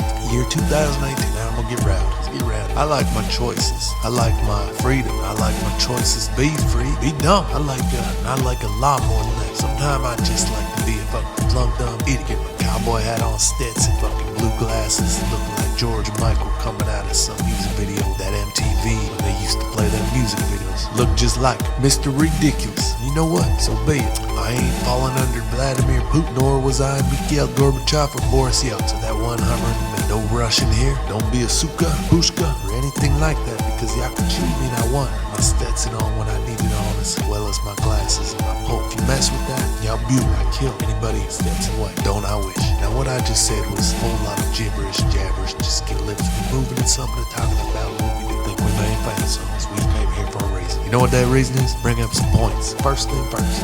Hello? Allow us to begin. My name, you already don't know it. If you do, zip it, Cowboy Peet with an E. And then the second E, got them 2 dots on it. My mom liked Motley Crue. She was a fan, thought Tommy Lee was my pa. Up until I met my real one, fair weather day ago. Plus a week on a baker dozen, minus the rope on the cattle, which would make it 17 years, 3 months, and 2 half moons to the day when I realized neither was my uncle going to be Vince Neil, which kind of was disappointing in a way. Not to say I don't love my pa, good folk he be, but my mom ain't Janine, and Vince Neil, he could have made that beat. One thing Cowboy Peet made, always known from since he was a little boy. When I was small, couldn't even barely fit into a Stetson, didn't even have the hair or the tough guff to be able to walk in it anyhow. But I did have something I known about myself, the truth, and that is that I like lesbians. I always gonna get all riled up whenever he thought of them. Gets to thinking in my head, Stetson on it or not, most likely Stetson will be though. And if it isn't, well, there was a reason, because I wear this right even to church. Nobody take it off, not even God. What's that say about Stetson? It says you keep your goddamn fingers off of it, or you be damned. God laid down the wrath of the thunder and the fire of the fury, and that's the law. So as says Texas, and so as says life. Now,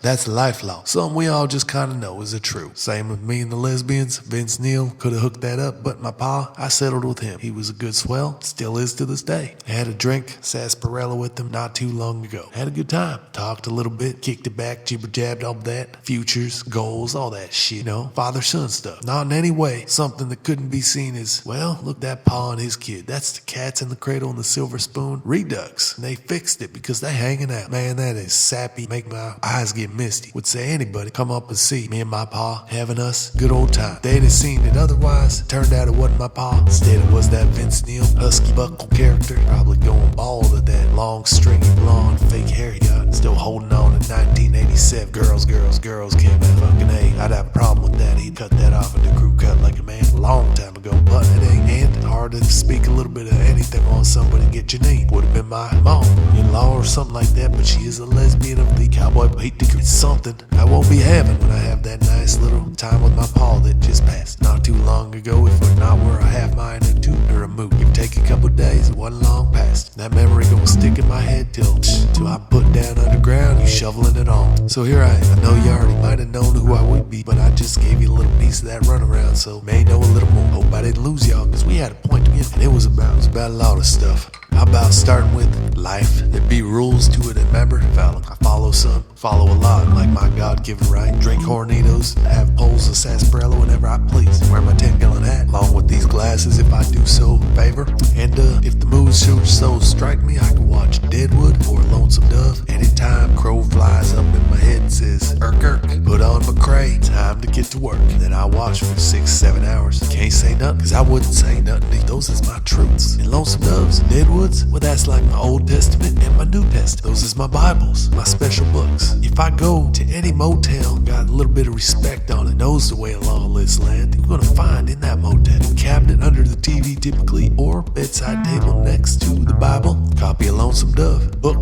generally, a lot of pages putting on back that 938, I believe. Well worth it though. So I hear. I don't really read, but I hear it can be a good book. I mean, I watched that movie like with some it could never go out of style. Been watching it all my life since 1991 when it 1989 when it first came on the ABC. Could you believe it was free to everybody? That's like a Jesus thank you. We ain't got much, but Jesus thank you for this. This is gonna be it. You wouldn't say nothing to that. You just let it be. Even if I had some other stuff to get around, no, I'd watching it for a reason. Get my life better and straighten me up. Because everybody got a person, a thing, or something they gotta believe in to keep them going up a little bit more. So they don't say Stag just wanna get calm back and fuck off to their own self. Fuck that. Be out there just like Gus McCrae. Rob Duvall. That was a hickory old man, wasn't he? With a lot of bark and tree sap. When it came out of his mouth, he talk anybody down, talk any whore up them stairs. Way better than old Jake could do it. Fucking Irish piece of shit. Might as well be an Indian for all I care. Anybody who step a bad word against prey, I tell you, if it ain't Tommy Lee, Sheriff McCall, better put yourself on the side. I put the Indians and prepare to die. Tonto, fire, water, breathing up, suck it down, gizzard, lick a lizard, this, hold up. All that is stuff I learned. Same as you learned that Dan Daniel and all that shit and all that fucking crucifixion of fucking Pontius Pilate. Alright, I got mine too, same shit. Just morals and values, and mine's better. So why you gonna talk shit just because it ain't like you? Maybe that was just a scenario, but how about we get a little bit into something? Cause I come walking down, we just gonna picture this. I'm in school with you, hey? Maybe I'm in 10th, 11th, 12th, 13th grade. One of them two, I'm up in high school. Not probably high. Probably high as a kite, dong dang doodles all up in my nose. You can see it leaking out, if not little blood coming right after or before. And I'll be breathing weird too and walking kind of sauced up on the side with a bit of a tripling. And then a clomp, and back to normal whenever a teacher comes by. Mr. Womby, Gym 1, you know, the one I had next period with you. So as you watch me stumble right back into that locker room, find my metal domicile, and I need passcode to get in, cause everybody can't be trusted for shit these days to steal or not steal TI-85 or 8 graphic calculators. Make no fucking sense, because the only people that steal out of gym locker rooms is the people that ain't even in the math that require that kind of calculator and would have no reason to even touch that piece of shit, other than if a pawn shop were around and actually wanted it. But guess what? Nobody buys shit off a piece of shit when they already got a million of them graphic calculators. No other problem. Piece of shits before they let it off. So why now, man? This piece of shit's inconvenience in my life, and I know who it is too. I can't just say they sorry, but you wouldn't be paying attention now. You pay attention, barreling on through there, half on in, half out, hobbling, clomping, remember? You'd probably say something, cause I know you would, cause you already did. It would be with your face, be a little move, like a little gesture with the make it a little constipation like you gotta take a poop. It don't matter how off of the sauce, away from the world, the normal one you think think that I am? Girl, boy, whoever you are, probably a girl, piece of shit. Probably a boy too, piece of shit. Probably a homo, piece of shit. Probably everything I ain't. But why is that? Make it easier on you to get across the street, to get in school, get it all that. Because I set the bar pretty low when it comes to sobriety and the normal day. I can tell that right now as I was climbing the demeanor and the way I be. But rather than take that as an advantage, use it for the rest of your day to be able to do a little shit might normally not have got away with if it wasn't for me. Belligerent as I be and into some mischief, I'm sure you took the time to rather point it out to old Mr. Bithers or whatever the fuck his child molest name was, teaching wrestling, coaching shit to everybody who don't wrestle, just boys. Inspector Gadget or something was what I call him. Pieces of shit. Hope a brown recluse gets him out the wood closet. If it do, I'd lock him in. That shit turn into a boil. I hope that gets all up in neck and then mix it with the cancer. Man, he done no more wrestling boys for him touch. Piece of shit, fucking wore that shit. That brown recluse done take it out leg. I laugh, he eats, he's so hungry in there. And then I finally let him out. Look at that, Jeffrey Dahmer, gym teacher, molest all them kids. Piece of shit, ate his own leg. Yeah, you would rather have something like that. Just keep on rolling and doing your own neats and tidies and 5 cents. You a sick bitch. One people. It's not like I fucking need this thing. It's just I don't want to be fucking dressed up for nothing. It don't make no sense to me, piece of shit. So at least I got something, fucking piece of shit. Act like I'm worth a damn. Prove it to myself. Fucking if anything, shit, pieces of shit. That's all that really matter. Me, fuck them all, piece of shit. That shit right there, lockjaw. That'll do it. Ham hock. All right there, lockjaw. We're trying to just do this on a whim, cause it ain't planned out. It ain't fucking planned out for a goddamn sec. That's a fact. It really is. Now I come looking like I got 18 phones and I got 18 different agendas, 18 different scripts, and 18 different things I'm probably doing with my eyes beneath the glare of these beautiful blue sunglasses. Let me tell you something. If this wasn't a family program, I would not have a problem giving 18 fucks and yous right at you. Just thinking any of them 18 things.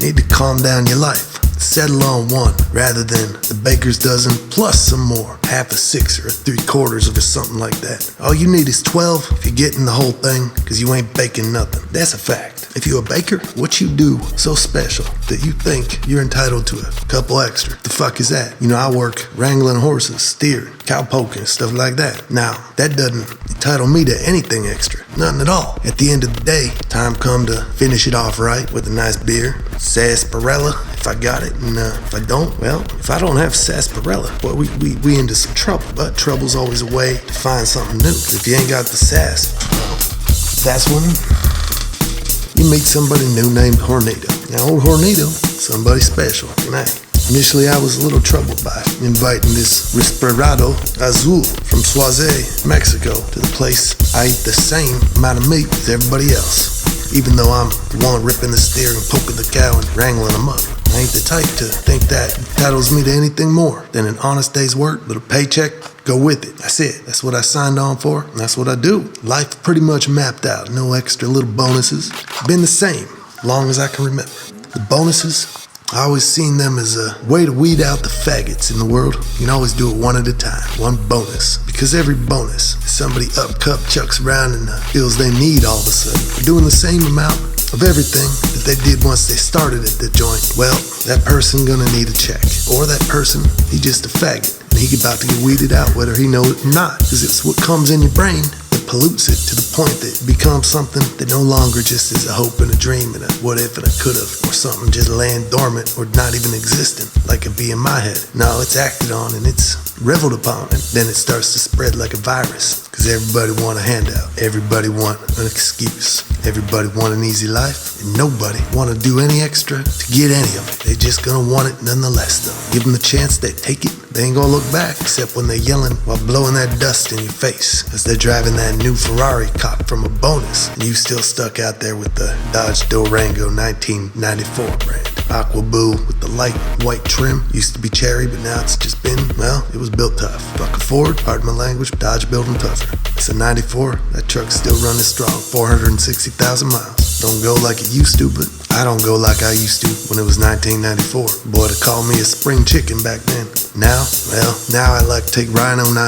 I get up with the 5 and dime up there. Andy, he keeps them stocked up in there still with the connection he got on white crosses and yellow stackers. Just an addiction, something I ain't been able to kick since the 90s. That ephedrine in there just keep me going, keep me lean and mean too. I keep trim with it. Always have a nice sweat going on, a perspiring film over my body, which is good. Stay glistening. In case I ever get in a boxing match, I slide right out like butter on me. Work as the lubrication also. I ain't gotta do much to shave.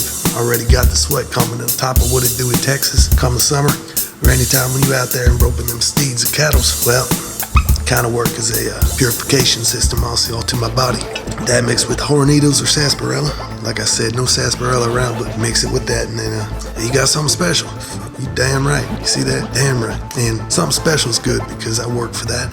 And I feel happy when my work do work out. And it all come together. Just that right order to give me exactly the right amount of gratification that I deserved. Exactly. Because I didn't ask for no handouts when I was thrown out on this earth. I even tried to tip my mom, give her everything I had. It was tough. I mean, my head's so big, the regret that came with it. I guess that was enough to pay for trying to get that free ride, which I didn't try, but they dropped me out there in that doctor's arms anyway. Ripped that umbilical cord off before I could have a chance to say, hold on, what I gotta do to square up with this. So the regret, that's still paying back, so I square with that in my mind. Ain't nothing been given free after that. It's been a good man building experience. Fuck character. A lot of people say character building. Those are some characters because I ain't a character, I'm a man. That's how Texas make them. At least they used to. Out here in the oil fields, I'm skeet. It's a county. Ain't much to it, dude. I only got one problem with it. It ain't the crickets, it ain't the snakes. Those is a part of me. Nah, it's their liquor laws. Make it hard sometimes to get sarsaparilla. Give and take though, you know, good with the bad. Cause we ain't too far away from where they run that hooch up in from El Paso. South Parkers, they like that. They like that illegal hooch more than anything we got here, it turns out. It seems as if there's not much actually legal and caught up in fair trade that they do want from us here. And they'll risk time and time again, wet back over neck over wet back greasy hair, and the fear of being deported back up in there, run up by ice, wrangled up, wrestled like I do a cowpoke in a rodeo, thrown back across that Mojave Desert, hot sand, dry agua, and too much air to burn your mouth, to worry about them snakes getting you after the crickets drive you crazy, just so the cartel can have their way with your family, starting with your wife, your boy, down the line till you've seen it all, and then they take you in an alley, let you meet the machete, doused in gasoline. It's the new one. I hear that's bringing out the fear of God,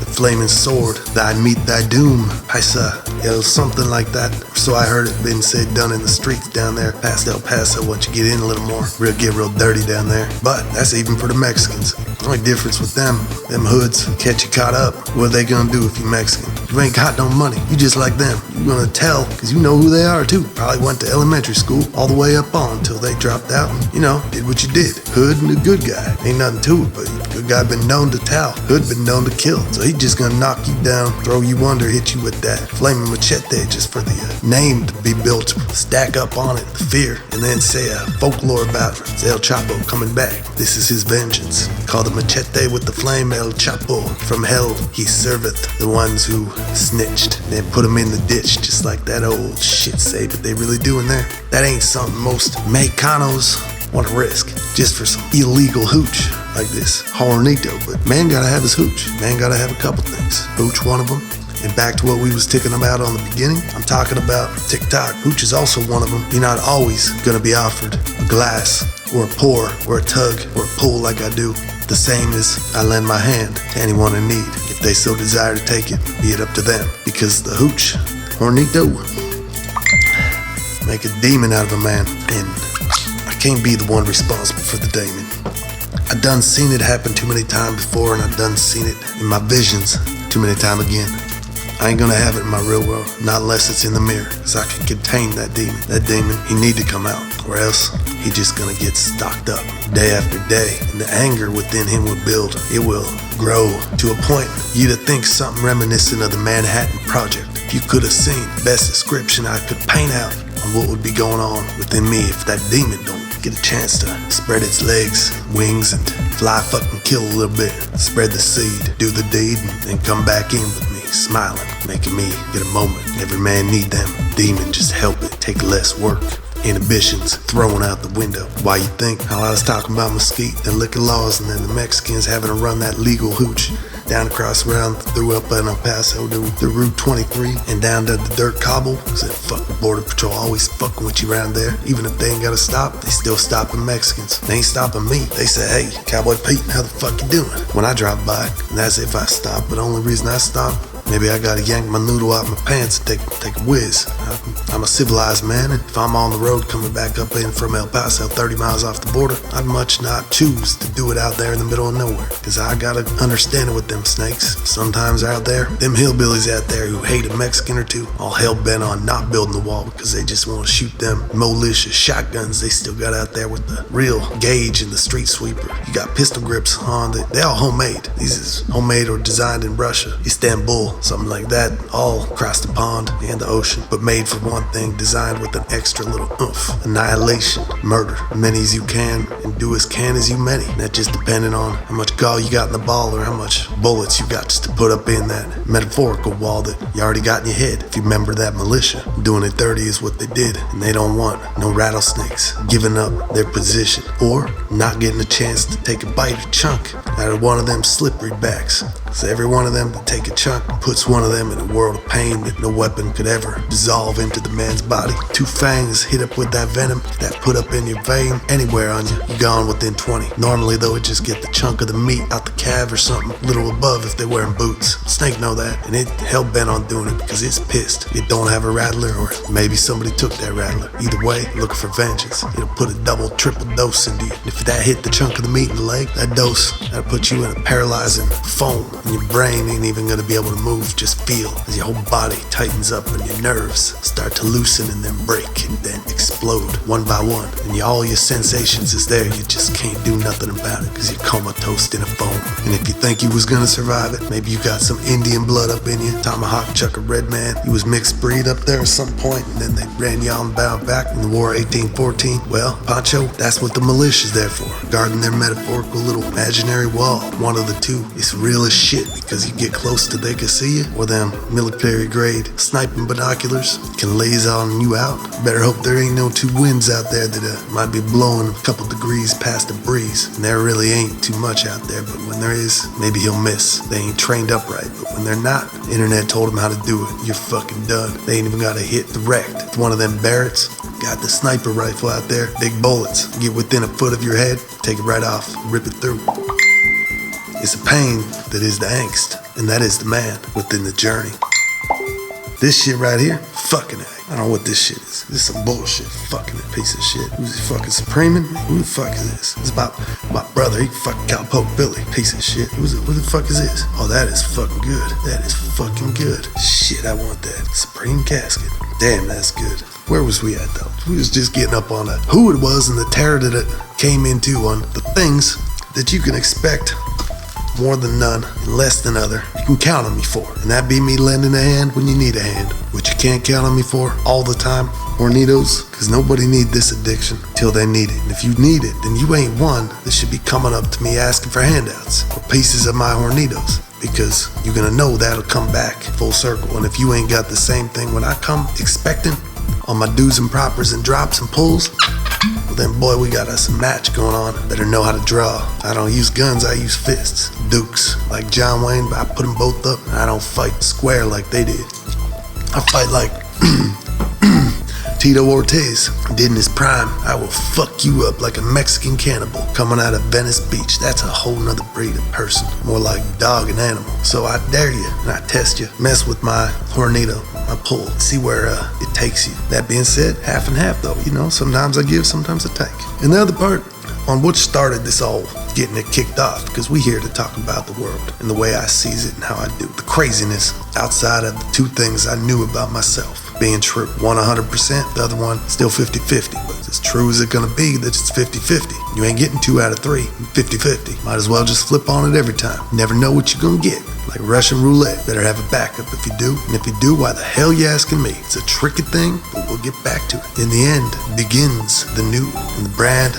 Well, hopefully it ain't gonna be the same old you. Cause you part of the problem I started this with. You American, you about that age. about that age and you got that face. And that face you got says to me, well, it says to me a lot. It says to me more than you ever even know, more than you ever even thought. First thing I'd do, I'd ask, what made you think growing that beard on your face was a good idea? How did that make sense to you in this day and age that we live in? Because anybody who that makes sense to, well, you better be living with a pack of the same and breeding alike. Stick within your kind. Then you're all right. Let me see your phone is what I'd have to throw to you as a question, more like a directive. If you said no, well, what happens when there's a problem with Hornito? Remember the Dukes? Me and Tito Ortiz. You don't want the Mexican dog hunting you down just because you couldn't come up with the phone. I ain't gonna don't play no bobble with it or mess with your Candy Crush. All I want to see is, let me see your top contacts. Outside of the family, let me see.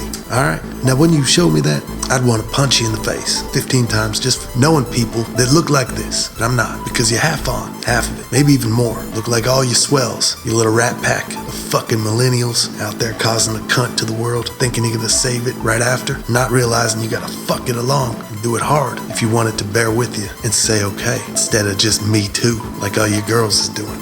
Nah, you see, the problem with these pictures of your friends is it's going against what I said about that beard. These women don't have beards. They ain't like you. I don't see no hobbits in here or Gerard Depardieu's. So, what you doing? That's how we get it going then. All right, there. Yes, sir. There we go. There we are. Yeah, there we go. Yeah, we got a little rustle going on here. It's just some of the good and tasty, because we're never too old to have something to swell up our mouth and make us want to smile. Not too big though. Don't want nobody else getting jealous. Because then you got yourself a pickle. You got yourself another thing in life. Gonna make it harder. And I wouldn't recommend that, because you live a long and prosperous one. They're gonna treat you fair in the end. And, fair enough the way to it. It ain't gonna be all the way. That's fair. If it was, well, that wouldn't be no life that I'd be knowing could have been on this planet of the earth, under God and great Jesus and all the angels surrounding us. Heck, they wouldn't allow it. So when I say, don't you smile too big, now that's just another helping hand you done been offered by Cowboy Peet. Your expression give away a lot. You gotta know that by this time. Or are you just too busy watching TV, smiling, eating your candies? If you're doing that, well, sure, you know a lot of people with like-minded interests that refuse to admit they in the same boat as you, and so you will live out the rest of your days sad and alone and lying to everybody in the whole world until it comes to a time when the world just fucking accepts it. Says, boy, we is a bunch of happy, candy-chewing potatoes on the couch. It just occurred to me because I've realized even when I'm on doing the couch, I ain't doing much past truly being a potato since they got rid of the clicker. Now it's just kind of I blink or think, and it just clicks. It already knows what I want. It knows my programmings, my shows, and my store. It knows the timings. I just sit down and it does it for me. Sometimes I don't even know why I get up, because there ain't really much else in life aside from that. And now that I don't even have control of the remote to do my clicking, my special selections, my programming, and my setting ups, and replacing the batteries and all that gig that comes with that. Well, my purpose on this world, just eating this here candy, sweet as it is, the sweetest thing my life ever gonna see, and smiling about it, watching my program. Hold on a second. We back from commercial. I'm gonna get to it. This is my story. Hold on. Cowboy Peet back here. Now you see what I was talking about?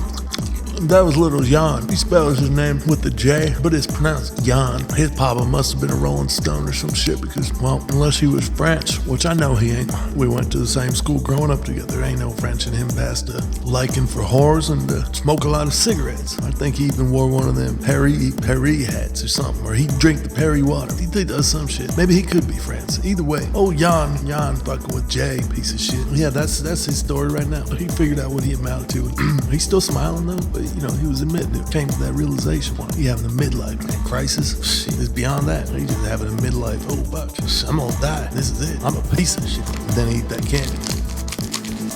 But it was a clicker that did him in, and realizing he really didn't have purpose. And that's a fact. He did, except for the biggest purpose he had, to live in part of just another cog. Turning and doing what the Matrix programmed him to do. He just having a glitch right now, but they're gonna code it out. Be alright tomorrow. Look like he alright right now. Shame.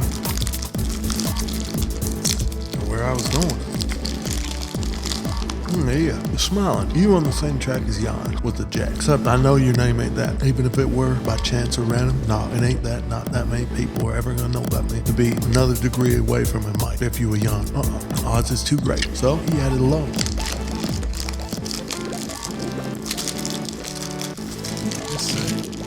I'm tired of shit. What I just said. Something I don't know. That's dream magical shit.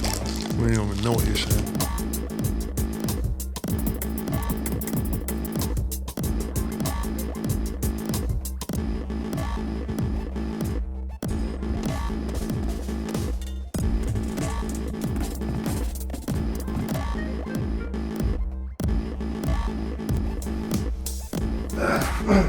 There's a tricky thing. Someone having to get it across in the way that someone else is gonna be able to understand.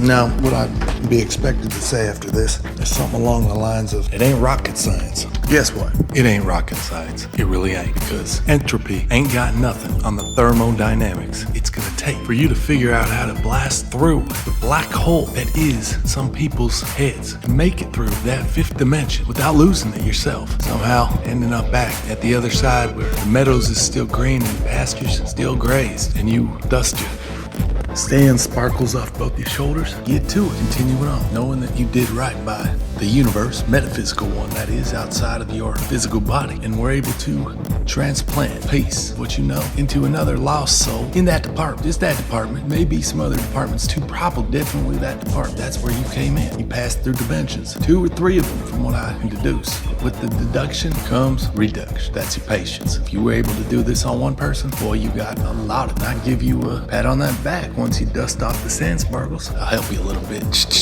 That's about it though. You think you got patience for another? Maybe. Help that soul get up on that right track. Up here with you and Cowboy Peet, me, you know, heading off into the sunset on the way back to town. That long journey where the getting's always good back there. At home, we know where to get, what to do, and how to be. We're familiar, especially the folk there also. We kind of accept it. Most of them folk, they ain't gonna test our patience because most of them folk already stopped walking. They ain't no more got paths in life, and that goes for about most folk in the world. Generally, it starts upon birth. Once they come on out, are able to make it to that phase in life where you become a person, 4 or 5, give or take, depending, you know, size of the head is generally a factor in that, and the shape of it. Like, if it's shaped like a potato, oblong with like a rhombus type figure to it, and there are lumps where they're not supposed to be lumps, and it just don't look like you or mine, well, that person ain't ever gonna really become a whole person. Kind of like a half mutoid one. We got 6 of them in the town, I think I explained earlier on. Retard. Treat them like dogs. Don't mind them. They born to be dumb. They're like a dog, but they ain't your friend. They will bite. Dogs much nicer than these some of the time, unless you keep a shiny nickel supply on hand. Then there's good times. I'd never treat a dog like that though. That's for sure. Dog bone, dog some kibbled bits. Never a shiny nickel tricking them though. Hell no. Anyhow, then you got the other folk. You know, they're a little slower, but they graduate high schools.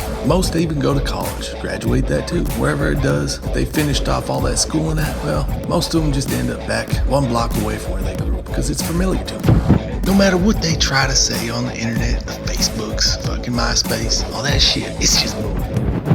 They sad. They don't know it though. And they scared to tell anybody, so they act like they're doing good, happy. They got goals and shit. They ain't got nothing. They ain't got nothing. They got dick. That's the truth, but some of them don't even know that yet. Nah, they just, they kind of impartial to succeeding past the blessing America done give on their family. Putting that root structure right on there, a block away from where they live right now, in their mama and papa's house. And it began maybe a block away from theirs. But you got the whole Fortune 500 brood ready to go at any time, if ever needed. But don't worry, it never will, but it's good that you're prepared, is what you think about them folk. They brag about their education, they might hit you with some topical shit, current events and stuff. Get mad at you if you're on the Trump bandwagon, or scoff at you if you a Hillary licker, you know? I mean, you can't win these. They all divided up and separate, but they like think they got the unit some way or another, but Lord knows if it's past church or bingo night, good luck finding it, huh? Pieces of shit, no offense. Good luck finding a lot of things, just saying, especially something like that. Wait a minute, where'd I go on the last part? I was zoning on pieces. of shit, me. Hold up. The problem here. Take care of it. All right. Piece of shit. Now, you understand that folk we talk, that is the majority. You probably one of them folks. Don't get mad. Be glad that you ain't one of the first folk I talked about, them banana heads. Although, was one of them folk, I'm pretty happy. The happiest you ever been. Looking like a banana head and all, that might be kind of raw. You wouldn't have no opinion on it past, why don't I have a banana head? What's wrong with me? And then he'd laugh.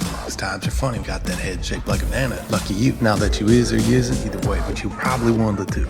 Unless you're one of the other ones. One of the different ones in the mixture. The other kind. Kinds that's gonna do something, maybe. Maybe they won't. But in the end, that path we was talking about, it never ends. For them, it keeps on going. Sometimes they get a bump and a hiccup. They get on through to keep on going. Never ends. Now, that's the folk. They're the ones you try to be patient with. Because they're the ones you don't need as much. And you're gonna get back what you put out. Therefore, completing what you deplete. Therefore, never depleting. Staying right out. An even kind of keel level, full on your levels, tolerance, and how much you're gonna take before you raise your fist. Because they get back. Y'all help for the succession of the world. It's dependent on these people.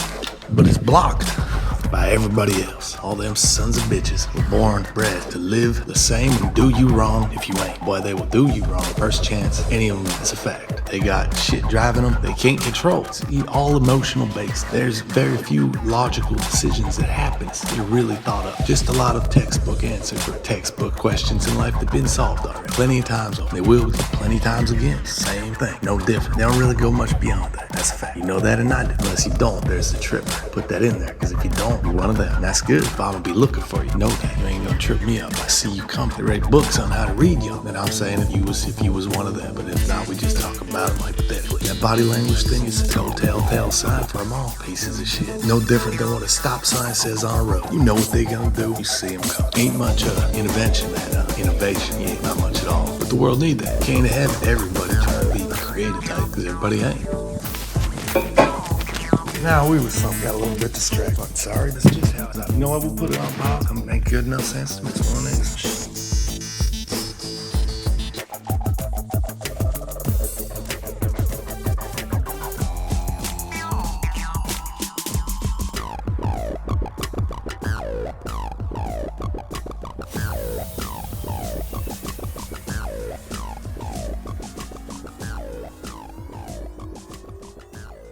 Yesterday, however it was, ain't nearly gonna be as good as tomorrow.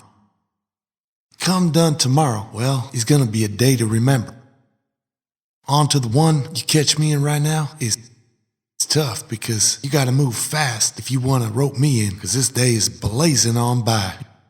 If I blink and don't catch myself, the next time we meet gonna be the day that I die.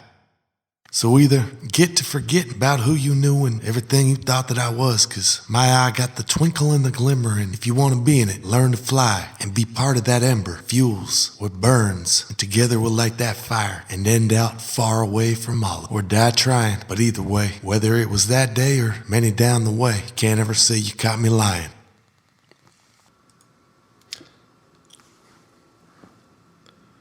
This something new. This something I ain't done before. And I don't think many have. It's something special. And it ain't what you've been used to. Like I said, something special. Pieces of shit. I mean, don't mind that though. Hold on. That piece of shit.